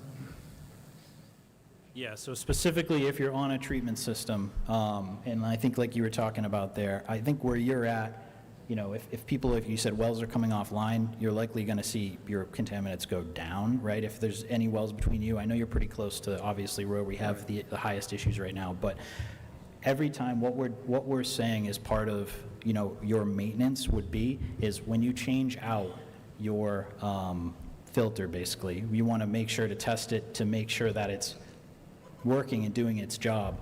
But there'll also be recommended guidelines in there, and I think the private well program would talk about this, depending on your PFAS levels. If you want to take a sample before the filter at that time, you can see if the levels are trickling down, you know, obviously that helps with your, as far as your maintenance, that you're going to have breakthrough longer. But if it's going up, then we're here, we're not going away. We can obviously advise you, you know, Right, if but you think. But if that plume is being drawn down from all the wells that are still active, it's got to draw that to it, right? If there's no more wells drawing from above, it's got to draw down. It has to, right? Well, what I was saying earlier with, as far as if we're putting on folks, like if there's a water line extension and all those homes that are in that red area, can you go back to that other map for a sec? Yeah, if all the homes that are in the red and the orange, if there are wells, we connect you to public water, right, and you're not on your well anymore. Right, then that issue goes away. That goes away, yeah. Right. And that's the ideal solution here is, Right, yeah. but if it's done in a phase, then there's going to be lag time between wells coming offline. Yep. So as the wells come offline and you're down south of that, your wells are still active, you're drawing in the contaminant and maybe raising the well. I see what you're saying, yeah. So once the well gets Yeah. raised, you have no idea unless you test it. Yeah. So, and the only way you're going to test it is based on the maintenance schedule that you did on the old level in the well when Yeah. you put the system in. So how do you monitor that? And is there a surveillance program that you would do that would periodically check to see, as you're taking wells offline, to see if that plume is coming down? So one thing I will say is this stuff, it's likely been in the aquifer for a while. The concentrations aren't going to change that rapidly over 6 months or a year. They're going to be pretty stable, believe it or Even not. with that water being drawn down by every well that's Yeah, south? well, the other thing you got to think of, and that's what I'm saying, if there's wells between you and the highest reds that go offline, you think of it, the best analogy I can make is like with baseball, right? Like, if you got someone throwing from the outfield to your well, you're at home plate, if you have a cutoff, it's going to get there because you have help getting it along the way. You have all these wells that are drawing in between you and pulling it further and further and further. If you get rid of everything in between, you might not be able to reach, and you might not, that stuff's not going to get there as easily. Okay, so, because I looked at the Burrville Yes. study you did, and Yes. and that was one of the concerns about, as it came, it migrated out. Yeah. And then the other was that they found that the Mapleville Fire Station was the source point. And then you look at the numbers that they had, I think 216 was the highest. Yeah, that report, a little different. Back then, we had a different standard, so it Okay, was actually so- higher, but yeah. Okay, no, all right. Yeah, So- it was slightly So higher. if you can tell me what the difference is, that might help me. Yeah. Was it 4,000 with 214? No, it was not, so we didn't have as high as 4,000 there. It was, Okay. but what I can say with the Oakland Mapleville one, and I wish we had a figure up here, is half that neighborhood was on private wells, half was served by a Exactly, it was on a private. public well that served. The ones that were on private wells, we had a bunch of homes who elected not to connect, right? Right. And those homes, the folks who decided to keep their wells, I get reports every year from that. The folks who decided to keep their wells that were on that end of the neighborhood, back then, we were talking about 70 parts per trillion being our standard, then it was 20. Some of them were above 20. We were worried it was going to stay above. It's trickled down since. So basically, the plume stopped being pulled in that direction by all those people. Even there's a few wells left, it's not enough to draw Okay, it. but we have plenty of wells that are going to go south that aren't going to come off, right? The wells go down, all the way down as far south as you can, because there's no town water. Yeah. So. But those may not gravity- have an influence on those. Gravity tells me that it's going to come this way. So then the next question would be, what is the benefit of that filter if, right now, in my house, I can wash my clothes, I can take a shower, I can water the grass, everything goes through the septic or on the grass, it goes back in. The only way I'm filtering that water now is by drinking it. I become the filter, Yes. right? Yep. So We I don't want wouldn't- you to be the filter anymore. Right, That's why but- we're putting this system Well, on. and even with the filter, I wouldn't drink the water. Yeah. So what is the benefit other than I'm costing me to remove the contaminants from the well? And that's why we're not putting it on everything. Even when you put a whole house system, like we're not connecting necessarily all the outdoor spigots and everything, because that would be too much of a burden on you as the homeowner to treat all that water. And it's if you opt for the whole house system, it's going to be your kitchens, it's going to be bathrooms, showers, sinks, Exactly. that's like that. Or if the undersink RO, if you're just concerned with, a specific point and less maintenance, and you just want clean water to drink and cook with, that's an option as well. But yeah, we don't want to put that burden on the homeowner and make you guys be doing the remediation. It doesn't make sense. Right, Yeah. and that's what it ends up, right? That's what we're really doing that. And by For changing. hopefully a very short time. Okay. Yeah, and then we can get a Well, water line. Yeah, it could be, how long did it take to get the water extension that was pretty close in Burrville to the 3 years, 2.5 years? Year and a half. Yeah, So- year and a half. So we're talking year and a half, maybe 2 years Yeah. of doing this. And if the levels increase, then we may have to change those tanks quicker, and then it costs more money, right? So like at your levels, I mean, I can say a year and a half, it may even last a year and a half if you were to test it, but we'd probably tell you, I think I know what you're at, like maybe change it out at the end of a year. It will definitely take care of that at your levels. But we're going to cater our guidance to your specific levels in your system. And we built in a lot of factors of safety. That's why we're not, just giving you guys, we're trying to give folks systems that we can reliably say, this will do the job, because we don't want breakthrough to occur, because we don't have the funding, unfortunately, to test your water at a regular basis, sample after the tanks and do all that. Yep. But yeah, so we're giving you a system that we can reliably say, this will do the job for that duration, and then you just have to change out the media or the filters. Right. So if I was to have a chemical spill, I would call a company to come out and do the remediation on my property, right? No, as far as that, no, Yeah, no. well, I'm just saying in that, so nobody pays to have it taken out. That would probably, it's kind of a crazy thing for me to do, when if it was done by the town or somebody else, you would think the town would pay that maintenance. So they have some skin in the game that maybe has them speed up the water process. So that's all I'm getting at. It just, Yeah, I understand what you're saying. the filter just doesn't Yeah. ring up to me. I know, That's what I'm and look, doing. the filter is not the best solution. It's the Right. solution we can offer, folks as an interim, but here, there is a better solution in Tiverton, and that is not the case everywhere. So that, like I said, that's the one positive here, is where the water line ends, and that if we're able to extend that water line to you folks, that is a much better solution than, like you said, maintaining those filters all those years. So, okay, so if we go back to Mapleville, after that contamination was done, was there any cleanup at the fire station, any kind of remediation to the No. station? No, what we found at the fire station, and what often unfortunately is the case with PFAS, is there was a lot of soil samples taken, there was a lot of work done, and there was no smoking gun, here's the source area, this is where all the stuff spilled. What we think happened there was just either from truck washing or from a couple cans of concentrate spilling. It got down into the stormwater Yeah, system. I think I saw something Yeah. that said there was maybe a leaking canister or a Yeah. leaking can. Yeah. So given those numbers and stuff, There wasn't Looking like, at these numbers, yeah. we're talking a lot of foam, because the foam, right, is 3% and then 95% water when it comes out. Yeah. So that But chemical. it doesn't take much, believe it or not. So, I yeah. believe that. I Yeah. believe that, because, but if it doesn't take much and it's 216, then to get to 4,000, it has to take much more, correct? Believe it or not, no. So I'll explain the best I can as far as the AFFF versus what we're talking about here. So the standard, drinking water standard we have is 20 parts per trillion.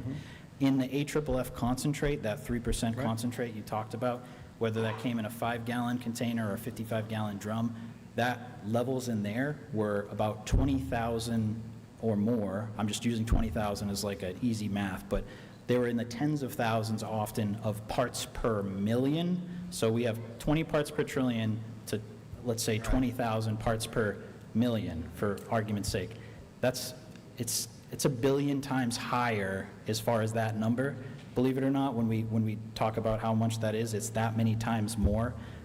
So a little bit of this concentrate can contaminate a lot of groundwater. Right, because it's really molecules, right? Yeah, individual. It's Yeah. molecules, Yep. because if my well was 422, and if you took a drop of water, how many molecules would be in there of that? A drop of water, a number that I can't even say. It's like, 28 billion. Yeah. Probably around there. oh, it's more than billions. It's And more then- than quadrillions. And then when you yeah. get into cups, it's trillions. Of water, yeah, but the Yeah, PFAS and no, the PFAS, yeah, molecules, yeah, the right? molecules of That's- yeah, PFAS. yeah, It's so- not. It might. so It's not going to be that's that kind much. of when Yeah. you look at a drop, you kind of you got to look at molecules too, Yeah. right? Is that how I understand it? I guess. Yeah. So it's the concentration in that drop of Okay, water, but okay. still, almost all of that drop of water is water, and the tiniest bit is PFAS. Okay, and I got one last question.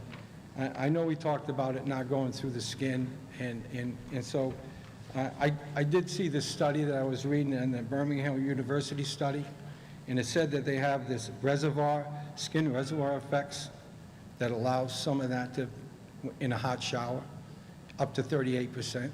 Is that study something that's maybe not too reliable? Is that, would we look at that and say, maybe that's not reliable?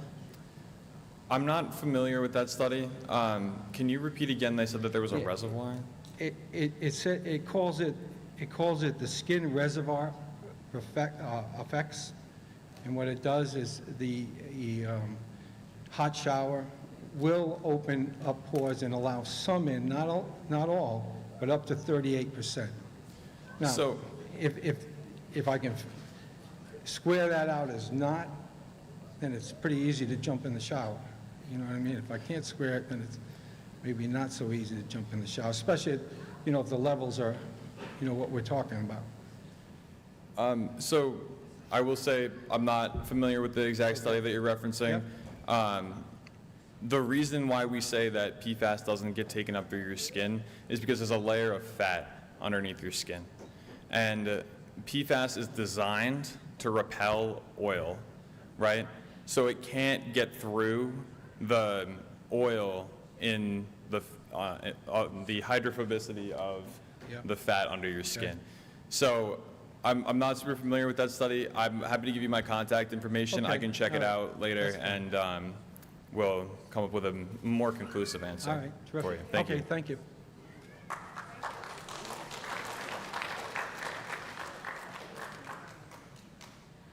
I'm not going to spend a lot of time on that, but I would also, I had a lovely conversation with Isabella today, but as we discussed, and as you've discussed, this is just being studied now. So we're talking 10, 15, 20 years, so we have no idea if it is going to be a problem in our skin. And if my skin is my biggest organ and I'm standing in a shower and I've lived in my house since the 80s, and we have no idea, and my house is in the red, and for all of you who don't know, this over 1640, I finally got my results a month later. So my one other question would be, do we have more labs jumping in now to finish testing? Because the state lab, we'll just leave it at that. The state lab did not do their job as far as I'm concerned. But if you're telling me that, nope, it doesn't come in my skin, and I know that there's no data saying that it does at this moment, I'm not convinced that down the road that's not going to change. So I'm not going to get into my shower, and I'm not going to wash my clothes I live in that area. I can't get a filtration system. No one has talked about that today. So the people in those over thousands cannot, or excuse me, 1,500, I don't know the exact number, we cannot get a filtration system. So I would like to know, I'm not waiting a year and a half for a water line. The houses, especially those two, and I'm not going to disclose their numbers, they're my neighbors, that's their business. Those two houses, the one right near the fire station and the one right next door, need water yesterday. So, and again, I want to make another comment, because I know it was brought up about the sign-up sheet. The town does not know your numbers. I mean, I'm happy to tell you. And I'm glad you did. I'm glad you did. So 1740. So, and again, so with that, then this way we can work with you, because now we have to have that one-on-one contact. All we have is a list, but we have no numbers. This is the first time that we've seen this map, Yes, and I'm I sure most of the understand people in this room. So now that we know who you are, please let us know so we can work with you. So if you want to, like I said at the council meeting the other night, we have arrangements with businesses in town, laundromats, water delivery. Let's get you through the year and a half the best that we possibly can. And I guess that's I have more questions. I'm sorry, everyone. I know it's been a lot of questions. So the year and a half, I understand, we're not getting all the way down Crandall Road tomorrow, but I don't understand why we can't get, the fire hydrant is right there. Why can't we at least get? And I don't think it's going to be a year and a Okay. half. And I'm not trying to say my house is any more important than anyone else's house, but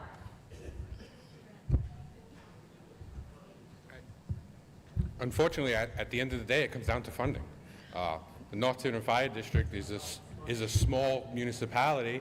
But we and have funding, is my understanding. We have grant money, so the don't- town gave casino money to start the engineering. We don't have all of it yet. Where are we in the engineering process? It just began. And how long does that generally, these are the questions, I don't know. How long would that generally take? Weeks, days, months? Usually, just the design could take 60 to 90 days. Okay, and again, I know really limited about engineering. That line from the fire station, at least to those two houses, is a straight line. Why aren't we digging? Why aren't we taking the equipment from up the road? And you can laugh at me, and you I'm can... not Okay. laughing at you. I'm laughing at the procedure that it's going to take to do Okay, this. well, it needs to move up. I would also like to know where the state is in moving this along. Where's our governor? Where are our state reps? Why are they not here? This is an emergency. And we're not part of the town. We don't get I any understand. funding from the town. I know all about. So- Yeah, where's he? Where's he? We're angry. I'm not trying to direct it at you. I know it's not you individually, but... But you are at the moment. I'm and trying that's to fine. answer I'll the continue question. to direct it to you. I'll continue to direct it to you. So I don't really want to deal with you anymore. What I'd like to do, if I could speak to you, Mr. Administrator, again, please. Because what I'm saying to you is I don't want excuses. I want to know why it's not moving quicker. I want to know how it can be moved quicker. It needs to move quicker. I cannot be expected to stand in the back of my shower for the next year and a half. Raise my son in that house for the next year and a half. I will not do it. And I don't blame you. Thank you. So- That's all I think I needed to hear. Yeah. Thank you. So, and I don't blame you. Work with me. I Work will, with I us. will. Water lines do take time, because we just can't dig a water line because I there's appreciate all that. engineering behind it, and I know you understand that. Yep. It's going to get done. We want it done yesterday as much as everyone wants it done. We want it done right, and which is part of the reason why, with bureaucracy and funding, Yep. there are millions of dollars in the pipeline coming, but it can't come fast enough. No. Which is why the town authorized to get this going. This is the first time, given that this is a legitimate town emergency, that the town actually gave money to the water department that is not an entity of the town, just so we can get this going. But I'd also like to say, this is a state emergency. We are the highest levels in the state, so I would like to see some state representation down here as well. I do believe,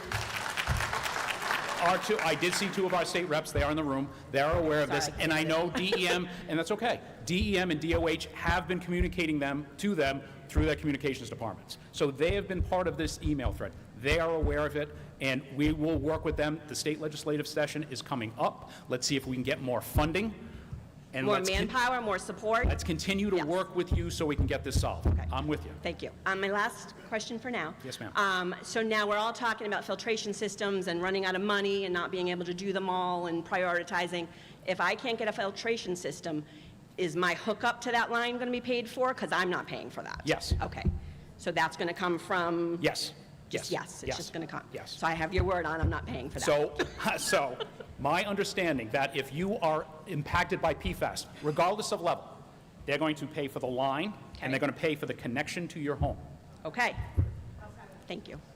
Thank you.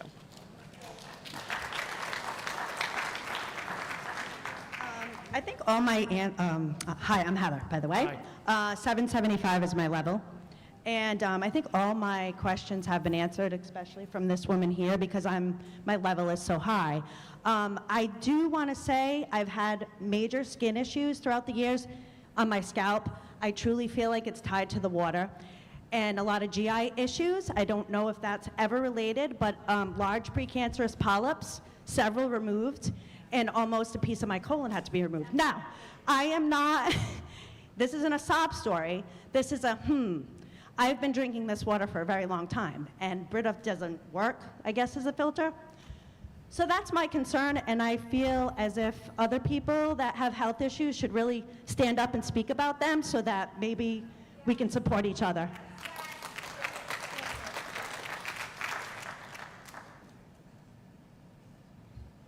Hi.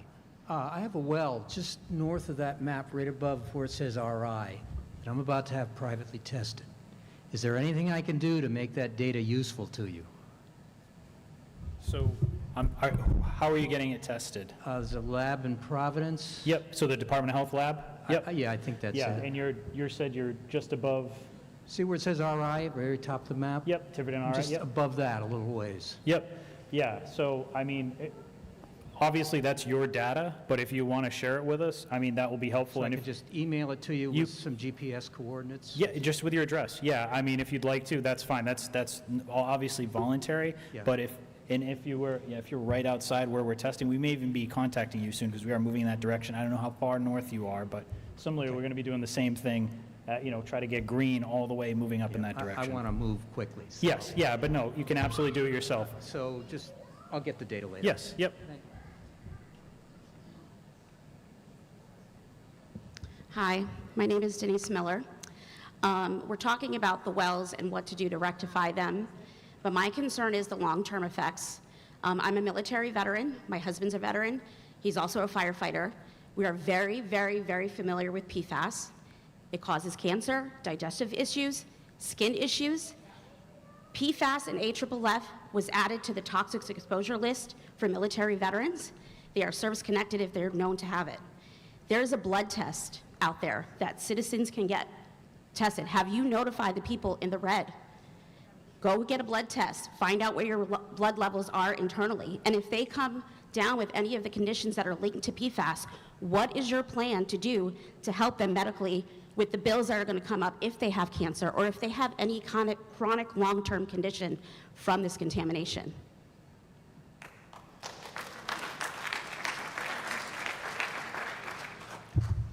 I don't know. I won't lie to you. I won't stand here and try and assuage you or insult your intelligence. We just found out about this a little over 6 weeks ago. And I understand, and thank you for your service. Thank you for your husband's service. I know this is scary, but we're taking this in phases. That's why we're here tonight. So I don't want to, again, insult you saying that, oh yeah, we're going to take care of you. I don't know what we're going to do. Right now, what we're trying to do is identify who's impacted and get them on clean water. Right. And then So- what happens in the future, we're going to have to take this a day at a time. Right, and I think you really should notify them that they can go to their Primary care primary care physicians? doctor and Yes. get a blood test. Yeah. And I think, really, I mean, it's a state issue, but at the end of the day, it could actually be a national issue. You know what I mean? Like, the state representatives should be down here, the governor should be down here. Like you said, we are the highest levels in the state. I think about Camp Lejeune, years, and they're just now getting benefits from that contaminated water. This can't happen to this town. You're going to lose your town. Yes, ma'am. You know what I mean? So that stuff we don't know just now. That needs to be talking. We need to talk about it It's now. why we're here, because I know, but nothing's been mentioned about the health effects and what they can do to Well, get tested to see if they have the internal So the test is a great contamination. question, and that's something that I'm sure the Department of Health will follow up on. And like we said, these slide decks, I know they went by kind of fast, but there is health information on there, and I'm sure that the QR code is there that will lead to their websites, and I'm sure that they will contact you, us, and we can post it on our websites, we can post it on our fact sheets, and we can get that message out there. This communication goes both ways. Right. So this is stuff that we take that information so we can act on it too. Right, okay, thank you. Thank you, ma'am.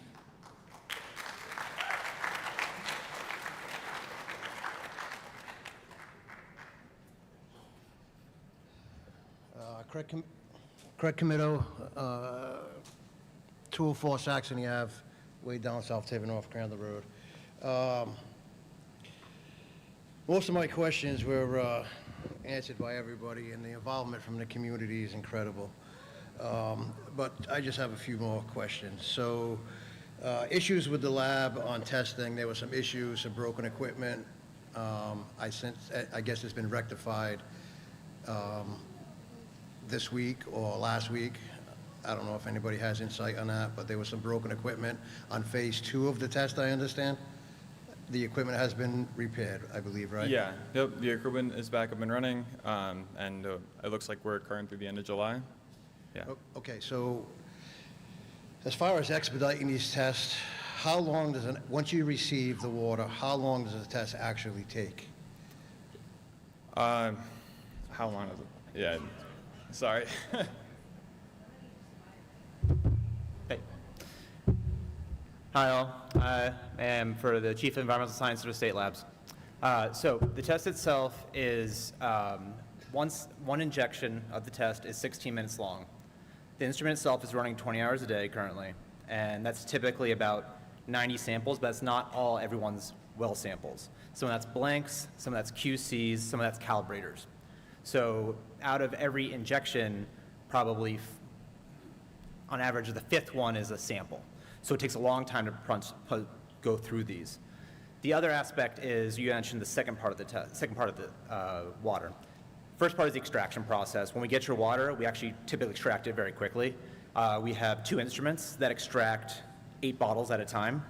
That takes 4 hours per instrument to extract those bottles. And again, if you have the sample bottles that you submitted, one of those is a blank, one of those is a QC, and one of those is your actual sample that we're testing. So again, it's a slow process that works through those, and we're doing those as they come in, and that's actually the fastest part. It's just when they get an instrument, that's when it slows it down. The instrument just takes time to run through it. It's a long run. There's a lot of analytes we're looking at. So I know those lists just had like 5 different PFOAs, but the actual method we were using has a lot more included in it that we're calculating. So I don't know if you've seen the results sheet. It has a list of tens of analytes. I have not. Oh, so it has a list of like tens of analytes that you'll see on there. So it just takes a long time to separate those out, and that's just the basic chemistry behind it. So our typical turnaround, we'd say before any sort of influx is 2 to 3 weeks. So 10 to 15 business days from sample receipt, and that's a backlog of what we had before this. So things come in, we're pushing through them, but I will say, I was talking with our lab folks today who are working on it. Everything that we have from Tiverton that we got last week is going to be out by the end of this week.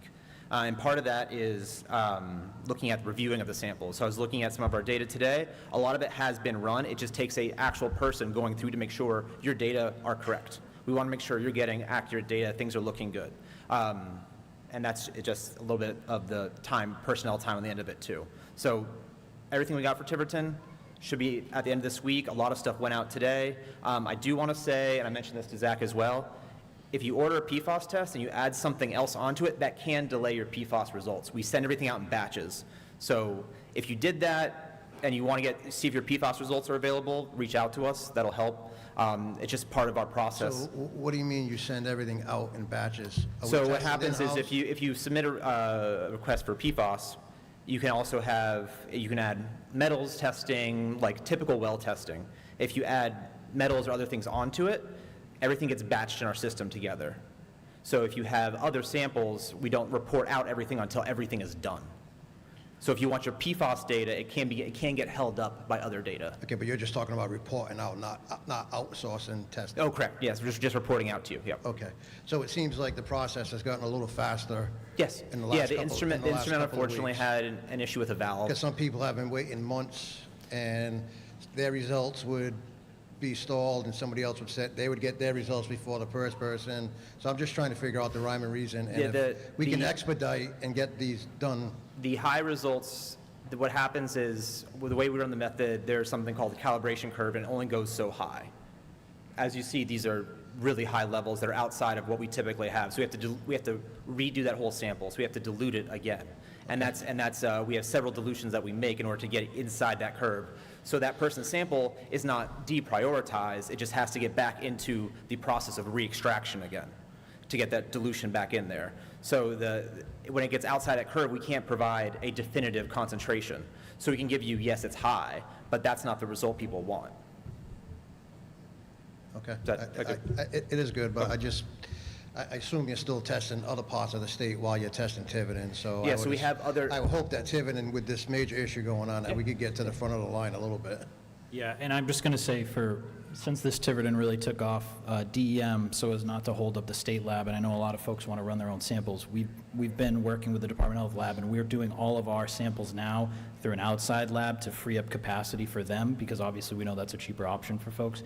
So there's no more delays. I think we do have all of the results for Tiverton PFAS from the Department of Health lab. We got another batch of like 20 on Friday, and I think we might have got a handful more today. Oh, actually, no, today was not you guys, it was someone else. So yeah, we're actually totally up to capacity with them, and we're using an outside lab now for all the testing, all the step outs that we're doing moving forward. So it should free up some space for the Department of Health lab to address some of the folks outside these areas if they're interested. Okay, thanks. So it got mentioned a couple of times, and I thought it was kind of a little odd, but we talk about, I think, Kristen, you had talked about car washing, and that's like a hot spot to test, like around car washes. How does that relate to our fire apparatus as far as us washing or the fire apparatus getting washed in a fire station? What possibly could be coming off those vehicles contaminating something? Yeah, so what are we looking for coming off vehicles, whether Yeah. it's a fire truck or a car? Yeah, so car washes in and of themselves, very different situation than the fire department. So the reason we have car washes on there is a lot of those spray-on waxes, you know, those spray-on waxes that we have, those waxes in general have been shown oftentimes to contain PFAS. So car washes are their own separate thing, and it has to do more with the waxes, because ski wax has PFAS, floor wax can have PFAS, so those sort of waxes can have PFAS. But the fire, you know, from as far as washing apparatus and stuff like that, if there was a response, I'll give you an example. If there was a response incident, you went out, you deployed AFFF, right? It could be just draining the hoses, draining things like that, washing those down. That residual PFAS that might be on those lines, and I'm talking, this is back in the day, obviously not currently, that could obviously introduce some of that contamination into the ground from just, Okay, so it's not, some of the rumors that I'm hearing is that the fire trucks are coming back, we're washing them, we're contaminating the ground. So we're not necessarily concerned about washing vehicles at the fire station. No, at this point, I mean, yeah. I don't believe our fire apparatus, I think they carry it in 5-gallon jugs. There's Yeah. no longer tanks on the fire trucks, they just Yep. carry in sealed containers. Yeah, so if you're which is just putting a siphon tube in a 5-gallon jug, the apparatus themselves obviously likely isn't a significant source at all. Okay. You know, stainless steel tanks, that sort of thing. Yep. Okay, thank you. So I think you just mentioned about, I had a question about using different labs, but I think you just mentioned that you're using possibly other labs to get this going. Install of systems. I don't know if you addressed the question, but it seems like you only have one vendor that is installing systems into the houses.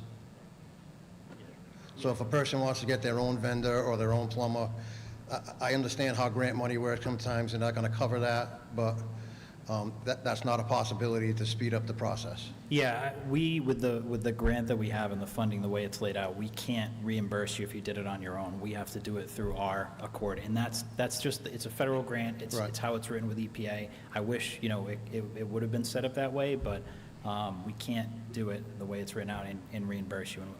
So how many companies are installing? Is it just one? Do we know? So my name is Jonathan Alvarez. I'm a professional geologist. I'm responsible for your treatment system installs. Some of you have already met Addison and Mackenzie. Mackenzie lives here in town. Those two individuals, Addison and Mackenzie, are the ones that have been emailing you, reaching out. We have 5 days a week here in Tiverton, 4 days coming into your homes between 7:30 and 2:30 every day for your pre-installs and collecting water quality samples to help us design everyone's individual systems. And then Friday, up until last week, Friday was our plumber's dedicated day to work in Tiverton. As of last week, we now are working 2 days a week, installing systems. The fastest systems that get installed are RO systems, the reverse osmosis systems. Those systems can be installed as soon as next week, while we design each individual home's treatment system with the carbon. Okay, so everybody's getting their water tested. Now it's time to design your system. You're doing another water test that's got to go out. Correct. For a couple of weeks. 10 to 15 days. Another 10 to 15 days. And then, why can't we do all that? Use the first test on all the water that we're testing for all these chemicals and all. Why can't we use that test to do the install? Most likely, they're going to be pretty close or the same. Yeah. No? Yeah, so no, the first test, we're testing just for PFAS. The subsequent follow-up test is for a bunch of different water quality parameters that could affect the treatment. And so we're not doing that up front because we're only sampling for PFAS first. If you don't have a problem, then that water quality, we just wasted a bunch of money that could be used for these treatment systems for someone who doesn't even need one. So it's unfortunate, the timing, the way things have to fall, but we don't know you're going to need a system until we get your PFAS results. And then if you're opting for the whole house with the carbon, we need that additional water quality data to help inform that installation. So if somebody already has a whole house system, we're still going to do the water test, but will that eliminate, the water soft, the iron, does that help, or does that system need to come out and we put completely brand-new system that meets your criteria? So I can give you some examples from the rest of the state. We're responsible for the rest of the state and all the other dots. There are individuals that have no treatment and have really high iron and manganese, and those lead to water quality issues. They might be treated for PFAS and show no PFAS, but the water has an odor and color. There are individuals with existing pretreatment systems that have a book. It's being serviced by a maintenance contract, and that maintenance contract company has said, we got you, the contract, all these levels will be covered. Please install the system. This private company, like the other councilman talked about, they might vouch and say, we're going to give you delivered good water. So that's the variable nature where every individual homeowner needs a personal touch, not just I'm not sure if I'm understanding that. Yeah, so if you have what I'm asking is if my residence, I have never tested for PFAS. I have a softener in my house. Yep. I send my test out. I come back with PFAS. Yeah. Will you be able to use my system that I have for the high iron, whatever else is in my water? Do you maintain your system yourself, or does somebody else maintain it?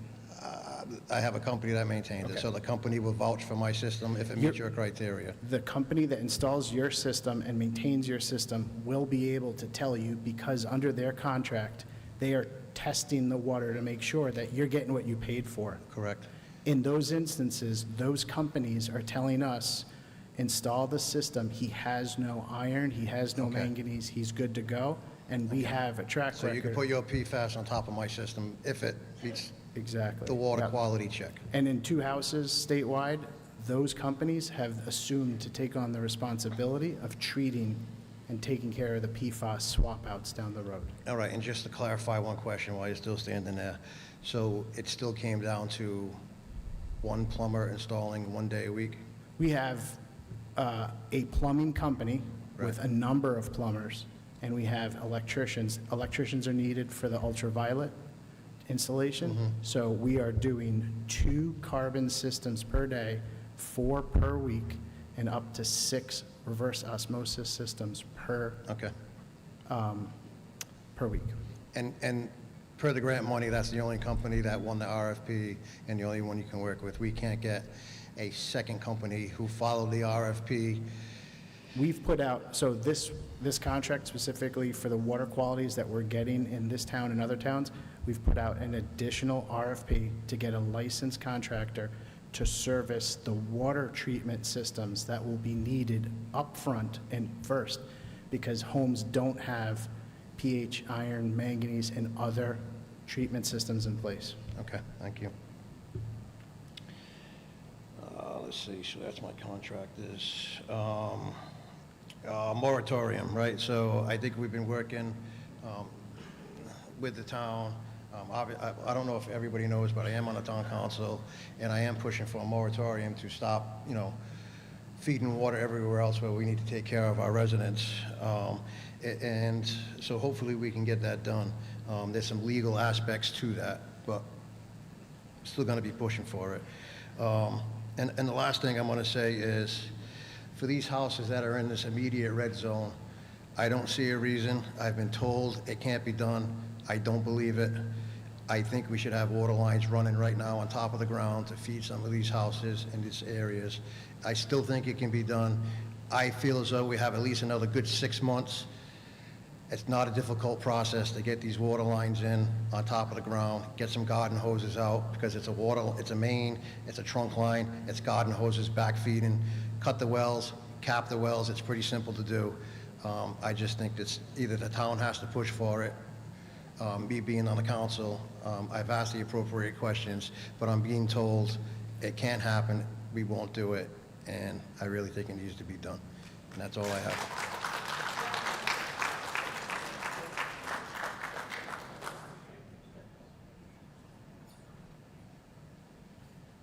My name's Pete Walsh. I live on 45 Otaki. I'm in the red zone. I've been living here for about 10 years.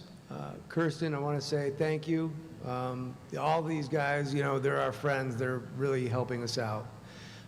So, a lot of hard questions, a lot of people coming down on you and, pissed off, rightfully so, but keep up the good work, like I told you on the phone. I think I might have been one of the first ones to reach out to Kirsten. She picked up the phone right away. She was really knowledgeable. She helped out a lot. So just in her defense, probably inundated, Bob, not picking up the phone. Maybe you guys need to hire some people. I don't know your name, but Nick, thank you for all the information you're giving us.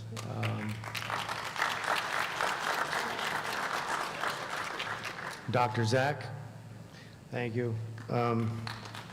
Still a lot more questions to be answered. I did have some skin cancer taken off my chest, so out there for health issues, I know what you're talking about.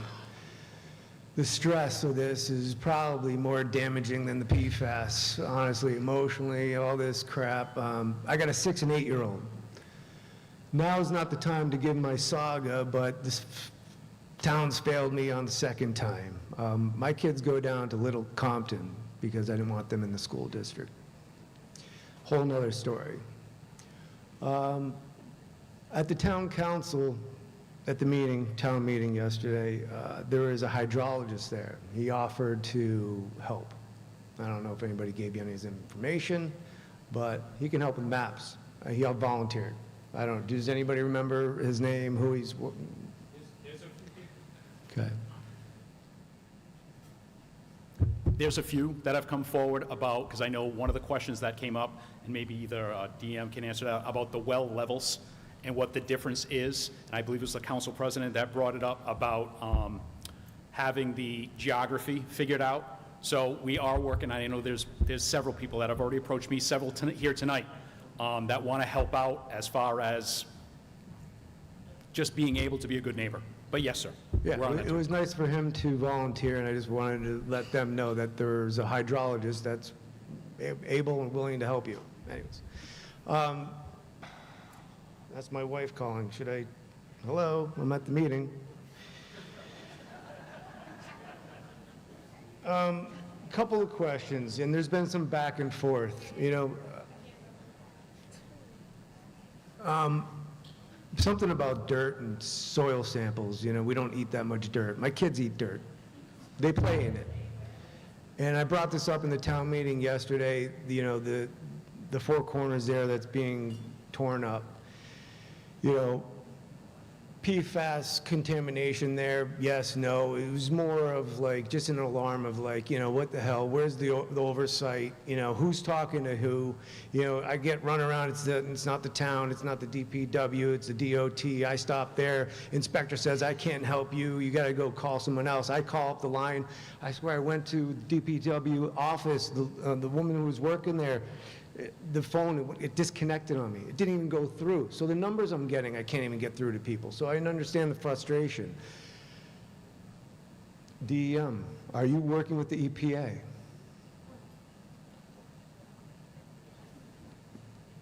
What we're working on with the EPA is that they're the ones that fund this grant in particular.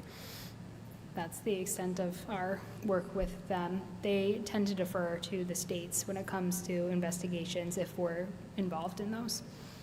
So it's a lot of like, a lot of pointing. We're not quite sure who's helping and who's keeping in touch, because I know the town was really frustrated that you weren't communicating with them. And how this all started, you went and tested the Victory Church. And so I was under the understanding that was just a couple months ago. President John Edwards said something about the HOA had, the Board of Health had a year ago. Like, it would have been nice to know this a year ago. When you guys got funded, I think it was in 2023. It would have been nice to know 3 years ago. We knew about this stuff 10 years ago. It would have been nice to know 10 years ago, because when I moved into the house, first thing I did was test the water. I test the well. Do we have to check for PFAS? I didn't know that, right? I don't eat off of Teflon. I don't like to drink out of bottled water. And don't take this personally. The water district, it tastes like pond water and chemicals. It's hard for me to drink. And I know that's not you. You guys just distribute it. My other question was, now I'm going down a rabbit hole. I got my tinfoil hat on. You buy it from a filtration company. Where does that contaminants go? What are they finding? I don't know. Some good questions. Maybe we could find out. I do want to talk to a couple of points that you made. Yes. One, the funding was just given to us about a year and a half ago. So we've been working on these investigations pretty much nonstop since that funding was awarded to us. And then once we got the information about the Victory Church, we did prioritize this site as one of the first ones to do this year because of that information. So I wanted to let you know that. As far as the Four Corners and it being a DOT project, I do have plans to try to reach out to the DOT to determine who is working on that project and make sure they're following proper soil They're procedures. almost done. All right, I got to go to my notes. I did forget my other notebook, so bear with me. Do you communicate with other states? There's a big thing going on in Merrimack, New Hampshire. They've been dealing with this for 10 years. Yeah, we do communicate with other states. So I'd mentioned that we got a lot of our information as far as our source investigation report. We've been in communication with other states pretty regularly as PFAS has become a problem and something to look into. So we have regular meetings with them. The Department of Environmental Protection in Massachusetts is aware of the situation, considering how close to the state line it is. They're doing their investigations on their side as well. So there is some crosstalk and learning and figuring out people's mistakes and not doing that. And, absolutely, yeah. And I'm sure every situation's a little bit different, because up there it was a chemical company and they're actually helping fund that, so. Right, yeah, the difference between some of the investigations we're doing here are places where there isn't necessarily a responsible party ready and a parent that can address the contamination, and so we are using that funding to do the sampling ourselves. With this plume, and this is just my intuition, that my question is with your expertise, how long has that plume been there, and how long is it stretching out? You can't really tell. There's different depths. I know my well's a lot shallower than some of my neighbors, and so it's all over the place, But it's there, and my intuition or my common sense would say it's kind of creeping towards me. So it's just my well's going to get higher and higher, I suspect. I'm not sure if that's a question or not, but maybe. Yeah, no. So it could be that this happened a long time ago and the levels are coming down, or the release is more recent and they're going up. There's no way to know, because right now we have a single snapshot in time, and I wish we could, but had more info, but where we just have this one snapshot, we don't know at this moment, right? And if we sample tomorrow, it wouldn't make a difference. We'd have to have years of data to know whether it's getting, whether concentrations are going higher, or maybe most of that source area has been expent and now it's just kind of slowly getting more diluted. We don't know. So moving forward, maybe we should do some test sample wells, right? So you put some wells down, you put them around, Yeah. and, Yeah. and we should start Yep. monitoring it. So like I said, Yeah, this for is future this is not research this is and- not the end of the situation I with Tiverton. Yeah, Well, yeah. I understand this. Yeah, No, yeah, it's no, gonna no, go- it's we're gonna not go we're on not for just gonna years we're, and yeah, years and years. yeah, It's a yep. ticking time bomb for people's health. Yeah, So time absolutely. is of the essence, kind of. Yeah, no, absolutely. I mean, that's why we're trying to get the drinking water exposure under control, and obviously that's why we're here letting you folks know, and then also why we're doing all this sampling. And like I said, we're not done sampling in Tiverton by a long shot until we can reliably have a ring of green around this whole area and say, this is where we know the impacts are, and outside of this area, we put a big enough buffer on it that we feel comfortable it's not going anywhere else. Can we do a couple of things at the same time? I know you said like, well, we want to first get clean water to everybody, and of course that makes perfect common sense, right? Let's get the filters in place, let's get the water line, do all that. But can we also do a little investigative work? Can we do some soil samples? Can we test wells? And I'm not going to beat the whole firehouse well, Yeah. but it's more of just, why can't you just do both? And because you said that this might take years, right? I saw all those little dots in your map, and that you said this might take years. Yeah. So basically what you're saying, it's going to take years before we even do any investigative work Yeah, or well- find the source. Well, we want to make sure that, like I said, obviously, there's no other issues like Crandall Road out there. We're hitting all those other spots pretty much, like Kristen said, nonstop since last year. That's what we've been doing. That's been our focus, and this has been the priority. And I wish we had more, more funding and more ability to go after and do all these source investigations simultaneously. But the funding we have right now, this $13 million, this doesn't come across very often, and it's specifically for this drinking water. Sure. I know I just fixed this. You had a question about, are we working with the EPA, things like that, especially, and why can't we do lots of things at once and kind of do a multi-pronged attack? One thing I do want to note is that the EPA does not regulate or protect private wells, only public water systems. So there is nothing on a federal level to support private wells. There's no funding, there's no regulations, there's no structure. There are states that don't even have private well programs. It's kind of horrifying. So that's why we kind of need to focus up what funding we do have, is because that's all the support that we're getting, and we have to try to figure out what to do with it well water-wise. I can't speak to EPA's support for things like soil and things like that, but private wells is non-existent on a federal level. Yeah, the funding is like, yeah. Mhm. Yeah. Oh, yeah, please. Yeah. You can speak to the funding part, yes, please. DEM mentioned getting the funding, and that was the first time that EPA had started offering the ability for this grant funding to go to private well owners as well. So previously, we've had this grant for even a couple of years. Before that, it was only allowed to go to public water systems.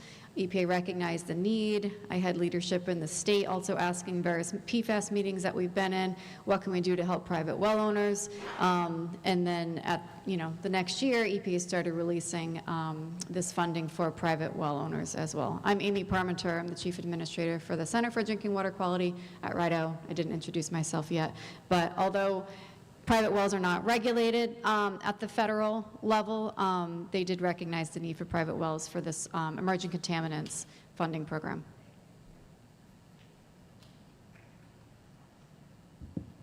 Does the EPA cover protected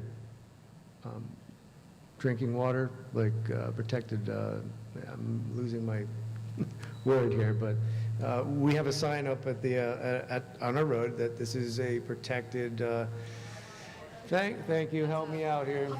Yes, no, it's yes. I'm tired. I'm exhausted from this, and I'm trying to stand up here and do the good fight for everybody. But I guess that's it for me. Thank you.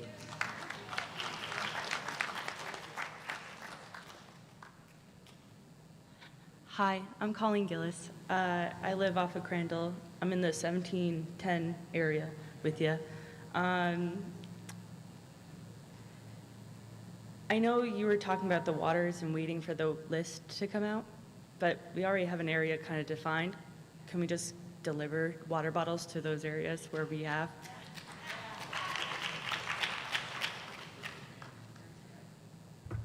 Sure. Awesome. And second, I might have misunderstood this, but when she was up here asking about the filtration systems being able to go to the above 1,600, was that, we can get filtration systems? No, so what we're currently saying with this is above 1,600. No, because, and the reason is not like it's not going to do it. It might treat your water, but we don't know if it'll be for 2 weeks, for 4 weeks. We can't reliably tell you when to switch that out. And like, I wish we could pay for the maintenance, but it would be, we'd be changing filters so frequently, and it would be an enormous cost for you. That's why the bottled water is a better option. It's not obviously a good option. I wish there was better options out there, but it's just at those levels, you would potentially be burning through carbon at such a high level, and a reverse osmosis system might not be able to effectively treat that at those levels. And so it's a very unfortunate situation here with those high levels. I wish we could do more, but the bottled water, until that water line gets there, is the best solution for you guys. Okay. We were saying before about how kind of the filtrations would help further down the line. Wouldn't it be good to at least get like some systems in if people are willing to? As far as put a system on your house? Well, the thing is, and this is one of the downsides of like a filtration system like that, if you put a filtration system on your home, right, and it got expended to where now, you know, there's PFAS breaking through, that carbon can't absorb anymore, that carbon might start releasing some of those PFAS, and you end up with higher levels than you would have if you didn't even have that system on. So you have to properly maintain these systems and change them out when they need to be changed out. So it would only take out such a small amount. It's not going to help with the contamination that's already out here in this aquifer, because unfortunately, it's really high levels over a large area. It's a lot of contaminant mass, and however much water you're pumping through your house is not going to, unfortunately, make a dent in what's there. Okay. And for the Victory Church being tested, when I was on the phone with the DEM, they did confirm it was a year ago.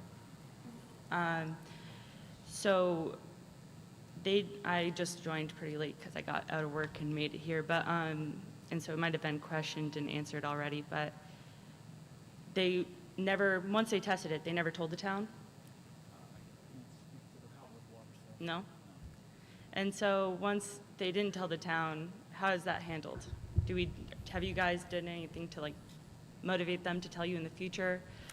So, I said this, so kind of break down the timeline. And I know it has been explained, and I don't want to speak for DEM or RIDOH, because the church is a public water source, so they're required to get their water tested. Sure. So then the PFAS was detected. Sure. And then DEM has a PFAS program. Sure. So they started testing in that area around that public water source. Sure. So, and because they started testing, again, the Victory Church, and then, I can only speak to like this spring. And then with the timeline of how long it took to get the PFAS tests, we started getting informed from you folks, because tests started coming back, people were knocking on doors, and then that's when we made the call to DEM, and we had the first call on July 1st. But since July 1st, we've spoken basically every day. So, and this is where, obviously, this has become like they've said, the highest rates in the state. I'll speak for the town. Again, I will not speak for DEM or RIDOH, but clearly they're here. They're going to stay here. And I'd like to see this as a better example of the state, because this is going to happen again in the state. And I think we as a state, and at least as a town, have not experienced something to this level. So this is kind of, we're all learning as we go along. And one of the things that we want to do better, at least from my position, is communication. Great. So my kind of question was more, have you guys established a better communication for future? Yes. Oh, how have we? Yes, to prevent this. So again, everybody's here. No, I mean like, so the testing down in Four Corners for the other firehouses, the people around it, are they also notified right now to come to get water that they're also not part of this group, but they're potentially part of another big group? Sure, that's a great question. So what we want to be able to do is see who's eligible for water. Eligible? Sure, but people, we were all eligible, but we weren't told till months later. Right. But These people, But the we wanna town give didn't them better- know you were Okay, or were not not town, eligible. but now the town has a better communication. Yes, ma'am. Are we starting that? Yes. That's why we're here tonight. Okay. But from my parents, my dad over there only came for me because I was going to be late for work. Sure. He's later down Crandall. He was told he should not have to test. It's not going to be covered because they're clear. But I don't know if anybody else feels that way, that they missed this meeting. And if they do, because- so this meeting's being broadcast, Sure. telegraphed, and it's out there. We've code red. The police department has gone door to door. DEM has gone door to door. This is going to be on Channel 12, Channel 10, all over the Hello. place, all over the place. And again, do I agree with you? Is that enough? Maybe not. Okay. So this is where we need to continue to get that messaging out there. So, and you're here tonight. So, and that's 'Cause I'm where in it's- the red. Well, and also what Only. what I mean by that is, one of the issues when it comes to a community stuff, have you called the town? Have you called DEM? So it's my fault if I... No. I'm not saying it's your fault. What I'm saying is, help, if you have a question, give us a call, so we can help you.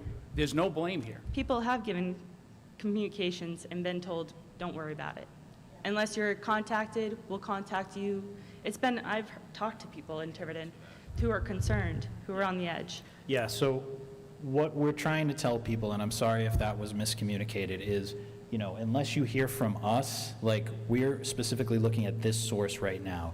Testing your well is something, everyone should regularly test their well. I think Shannon can speak to that. She's PFAs aren't part of the regular test. Exactly. So PFAs are a new thing, right? And if anyone, we're trying to make those resources available for folks to be able to do that if they are concerned. But, I mean, where we are right now, we're trying to just get a handle on this source. But as far as folks further down Crandall, if they're a mile down Crandall Road, based on how this is looking, this source area is How about if likely they're on not. Stafford?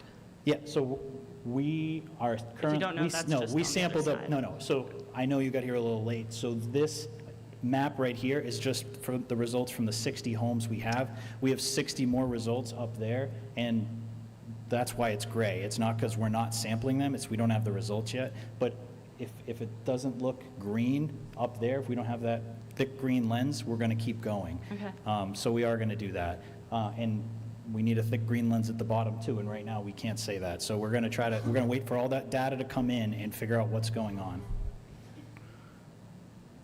And then we're going to step out if we need to make sure we have everything from this area. But as I said, if you're a mile down Stafford Road, this plume from this specific source area is likely going into the pond before it's ever getting to you, or it's not going That's down not that far. better.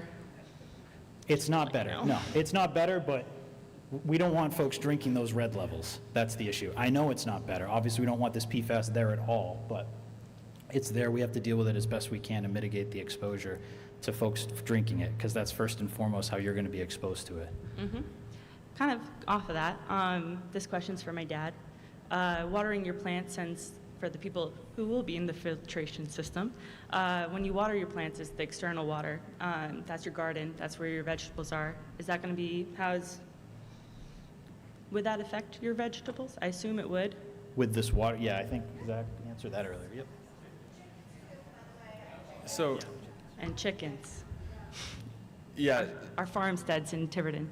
so your question about fruits and vegetables, unfortunately, the science is not great on this subject. So I can't give you a good answer right now on that, and that's just simply because the science isn't there to quantify the uptake of PFAS into plants. And I'm sorry I don't have a better answer for you, but that's the state of the science right now. I guess off of that, my sister and me have been looking into stuff to kind of flush PFAS. One of them that we found was kimchi. Is that something you've ever heard of? To flush PFAS from your body? Heck yeah. That is not something I've A ever heard of. lie? I'm sorry. Yeah. Yeah, I'm sorry. I have not heard of that. Okay. And I would be, and just to be clear, like I would be doubtful that that will flush PFAS from your system. Okay. And that's everything. Thank you.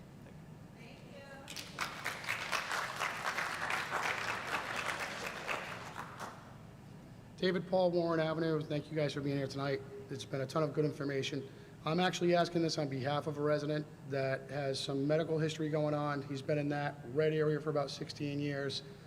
I Googled. I know I don't believe everything on Google, but is there a test, a blood test that can be done to detect PFAS? If anybody's concerned. So for those that don't know, yes, no, there is, there isn't. So you can test your blood for PFAS. That's not typically something that we recommend.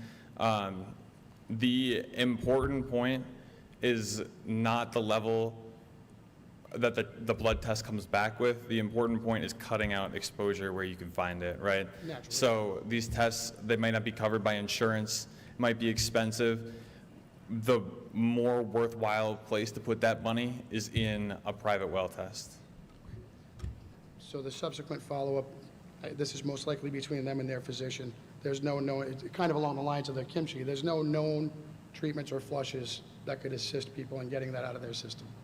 There's nothing approved right now. Okay. Yeah. Beautiful. Thank you, and thank you guys for being here, and our town staff as well.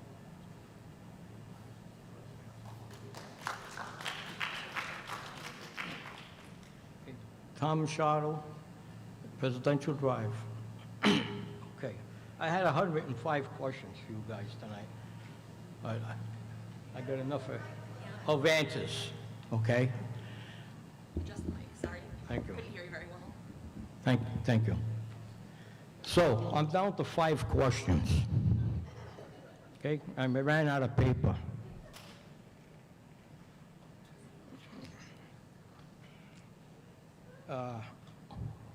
Do you have a ground zero on that? By the way, I'm in the red zone. Two wells. Yeah, so ground zero, no, not yet, because as you can see, like, we have that red up there, and we don't have the results from the homes on the other side yet. So there's no bullseye, if you will, yet. Okay, at the point of the red. Yep. Okay, what's that location? Is it on the south side of Bulgarmarsh Road? So so the dark red is right, if you see where Crandall Road is labeled, and you goes right through that road, RD. So that's kind of the hottest area right there, is what it shows right now. So I don't know if you can get that a peak cursor is up. pointing east? No, so the way this is drawn, we have that point up there because we have a data point up there at that point, but that doesn't mean that's where it's coming from. That's just that there's a point there, basically, that all these, the way this is a funky shape, it's because those are known results. Yeah. And we're just trying to draw the concentrations between the things we know. All right, so you don't have a ground zero point yet? Not at this point, no, because we're still waiting a lot of data. Yep. Okay.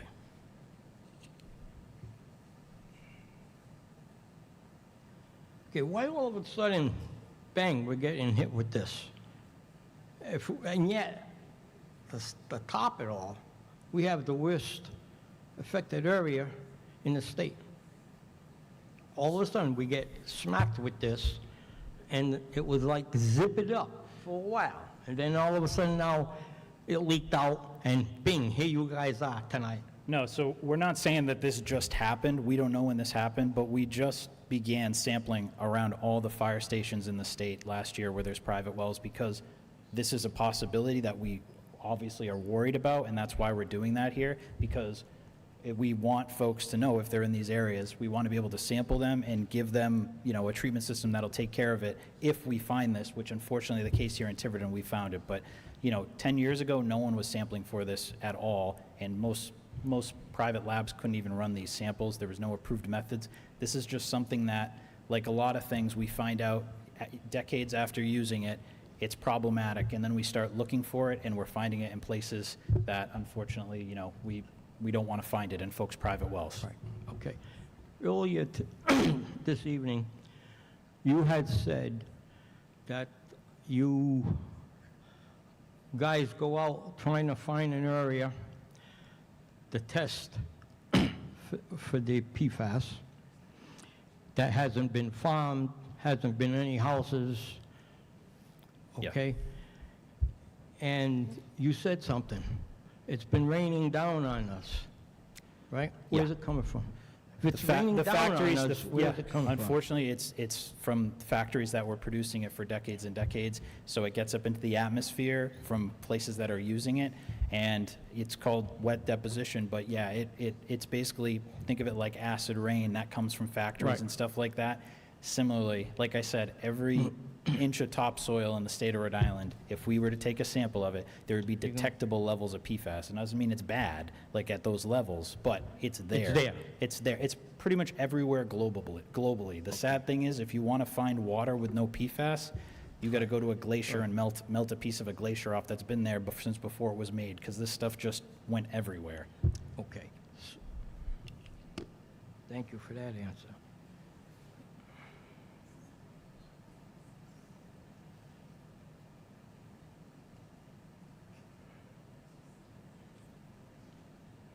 All right. Okay, so, two questions left, okay? I got some PFAS here. I'd like to know if any of you guys, I know these people don't want it, that's for sure, would like to put some on your skin. Give it a little bit on your skin. Would you be willing to do that with this right now? To just PFAS? PFAS? Yeah? It's a liquid, right? Yeah, so I mean, my water, most people's water has PFAS in it, and we put it on our skin every day, right? But you're going to drink a gallon of water a day, you're not going to absorb, you know, even if it was able to be absorbed through your skin, you're not absorbing that much water through your skin. You're perspiring, you're putting it out. Yeah, but it's really this ingestion, because guess, when you drink with this water with PFAS in it, it's going right into your blood, it's getting into your bloodstream directly, and that's what we're concerned with. So when we take our showers, it's affecting us in such a way. We have a lady here tonight who all of a sudden starting coming up with little different issues with her skin and so on. All right, whether if it's related with it, I guess she has to be tested for that, I would believe, okay? But we need to know just more on the effects that's going to affect us, because I'm still drinking my water. I don't have a system, okay? The town needs to pay for the whole system, which the town administrator said that, yes, they'll hook up, right? There's a T put on right at Presidential Drive when that system was put in. I went to every single damn meeting there, right? I was the a-hole there, okay? Can't believe that.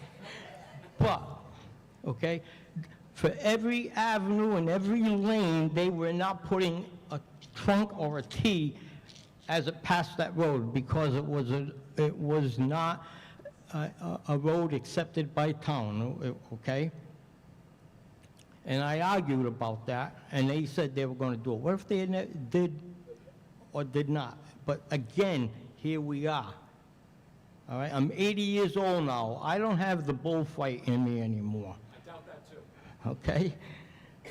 So, the thing is that the town owes us people.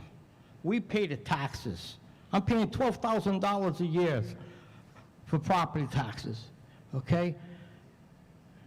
No way, Jose, man. I've been at this location for 54 years. I've been in the town of Tiverton since 1960, okay? And this was a beautiful town. Still is. And all my neighbors here, all good people, all right? And all of a sudden, we're getting hit with this, and we're all concerned about the value of our house dropping down. You know, does the town want to own a lot of property? You want to buy a piece of property that's been affected by this water? No. I build houses for a living, okay? Now, thank God I'm all done with that stuff, but still, right? Anyone that wants to buy a house or a piece of land that requires a well, or it's in an affected area, they're not gonna buy it. So now my property is like, it's taboo, man, get the heck out of here, okay?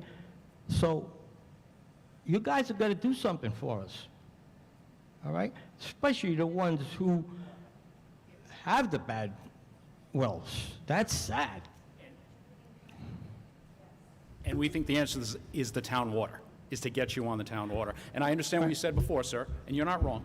When it comes to the private laneways and the issues that the town has faced before, you're right. So, but going forward, which is why the town front-loaded the money to get North Tiverton Water started, so we can do the engineering. And the only thing that we have going against us, unfortunately, sir, is time. So am I gonna hear, well, you're on a lane, or you're on an avenue, that's a non-accepted road. That is, You're not gonna come up there because, my goal is to get you water, whether you live on a lane, a road, or a driveway. well, I'll hold you to that. Yes, sir, please do. Tonight's being documented. Yes, sir, it is. And I will hold you to that. Yes, sir.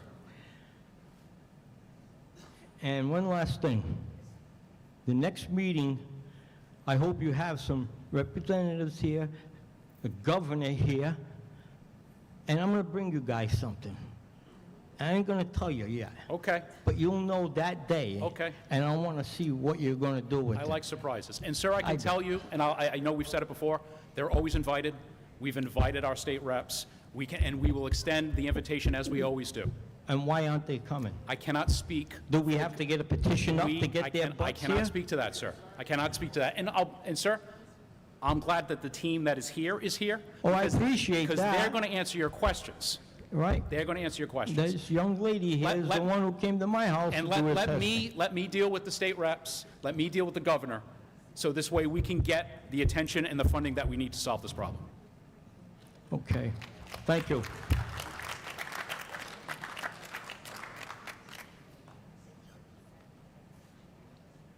Hi, Meredith Mucci, East Road, Tiverton. And so I have a couple of questions. One, the town water, I'm presuming by the presence of the gentleman next to you, but please stand up, that this would be coming from the North Tiverton TWA. And I am wondering if Stafford Pond has yet been tested.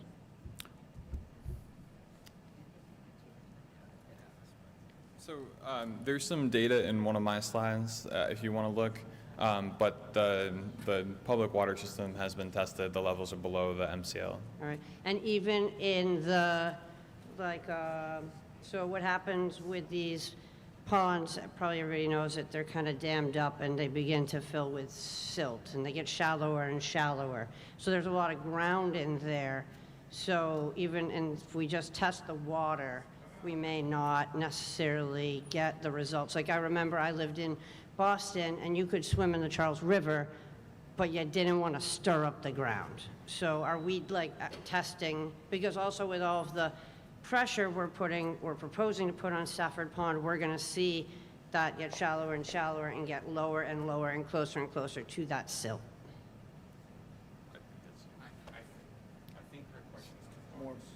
About stone bridges. I've heard this question multiple times, and I don't have the answer because I don't control Stafford Pond. Okay. I think people are looking for an answer to if the water has been tested before it's treated.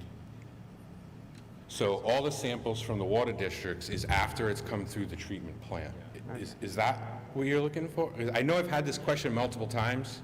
No, but it's not necessarily what it's asking, but maybe it is the more relevant question. To Because- me, I'd want to know if the pond itself, but the fact is if the pond is contaminated, and we don't know it, but the water you're pulling out of it after it's treated is not contaminated, See, then... that's the answers that we have. Okay. All right. All of our tests are after it's treated. Got it. I don't know if there is a sample from the pond as raw water.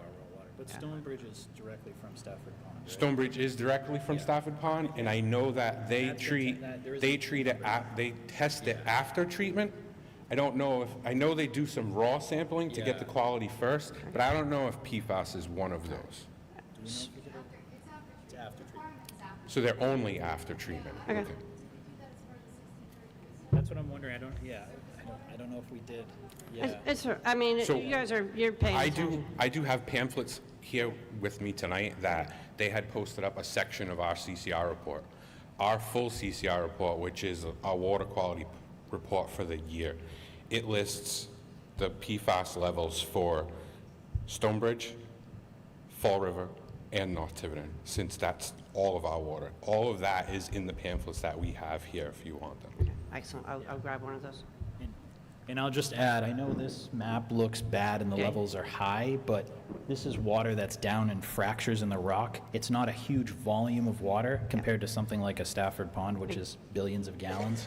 So, you know, that level I think came out as highest as maybe, it's low single digits is the water coming from most of those sources.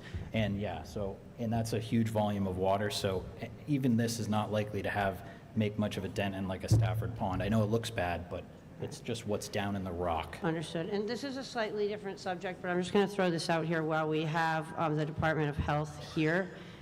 I don't know exactly who to look at with that one, but I would love you guys to go do a deep dive at the Stonebridge Fire District water treatment facility.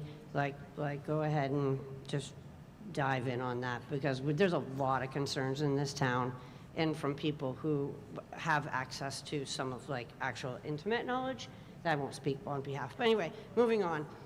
So I appreciate that you guys are looking for the hotspots. I think it's super important. I appreciate that. And my friend just told me that 30 years ago, that Victory Church was a restaurant that burned down. So, all right, you already know that? So, yeah, we know it was a restaurant, but I mean, as you can see from this map, I mean, Victory Church, their levels were at 100, so it looks like it's probably coming from somewhere other than that. Yeah. Okay, cool.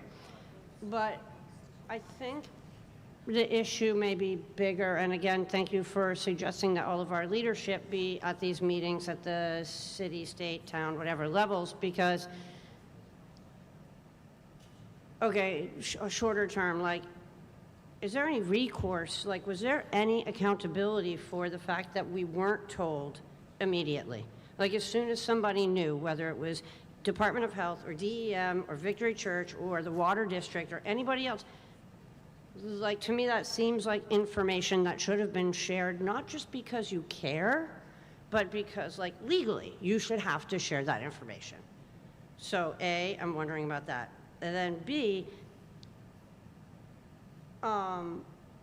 we need the money to fix the problem as best we can, and we're worried about being able to afford for everybody to have clean drinking water. And somebody made a lot of money producing this chemical. They are still spraying it on our national forests to prevent forest fires. It's gross. I said at the town council meeting last night, it's actually against national security for a state to ban this product as a state. So my point being that I don't know if there's anything that anyone in this room wants to do, or anybody watching on the news or whatever, but I think that if we want to pay for this, we have to go for the blood money. So anyway, I'm available to help support that project. I'm not an attorney or activist really, but I think that's probably what is going to end up having to happen. But thank you for being here and trying to fix our immediate problem.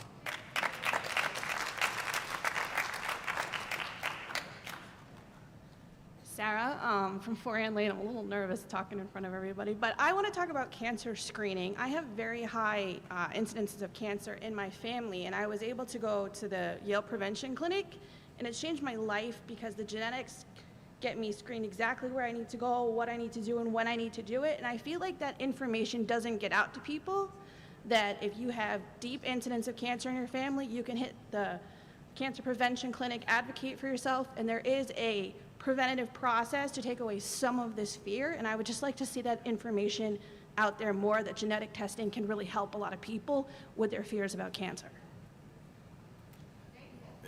Yeah, thank you. I mean, I totally agree. There's always more that we can do in that arena. I will say that that's not my specialty, but there is a cancer prevention program at RIDOH, and they'll work on that. So I'll bring that feedback back to them. Thank you. And then if anybody just has questions about that, just reach out to me because it has changed my life to know exactly what to do and when to do it. So thanks, guys.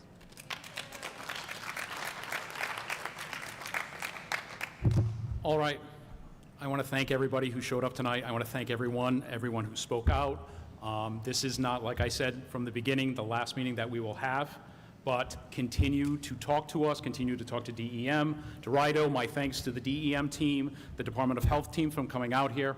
We're looking forward to solving this issue. It is not going to happen overnight, but we are going to do it with your assistance. So thank you so much. I know there are probably some people that don't like public speaking, but if there's something that you want to come and approach me or DEM and DOH before they leave, please do so. Have a good night, everybody. Thank you.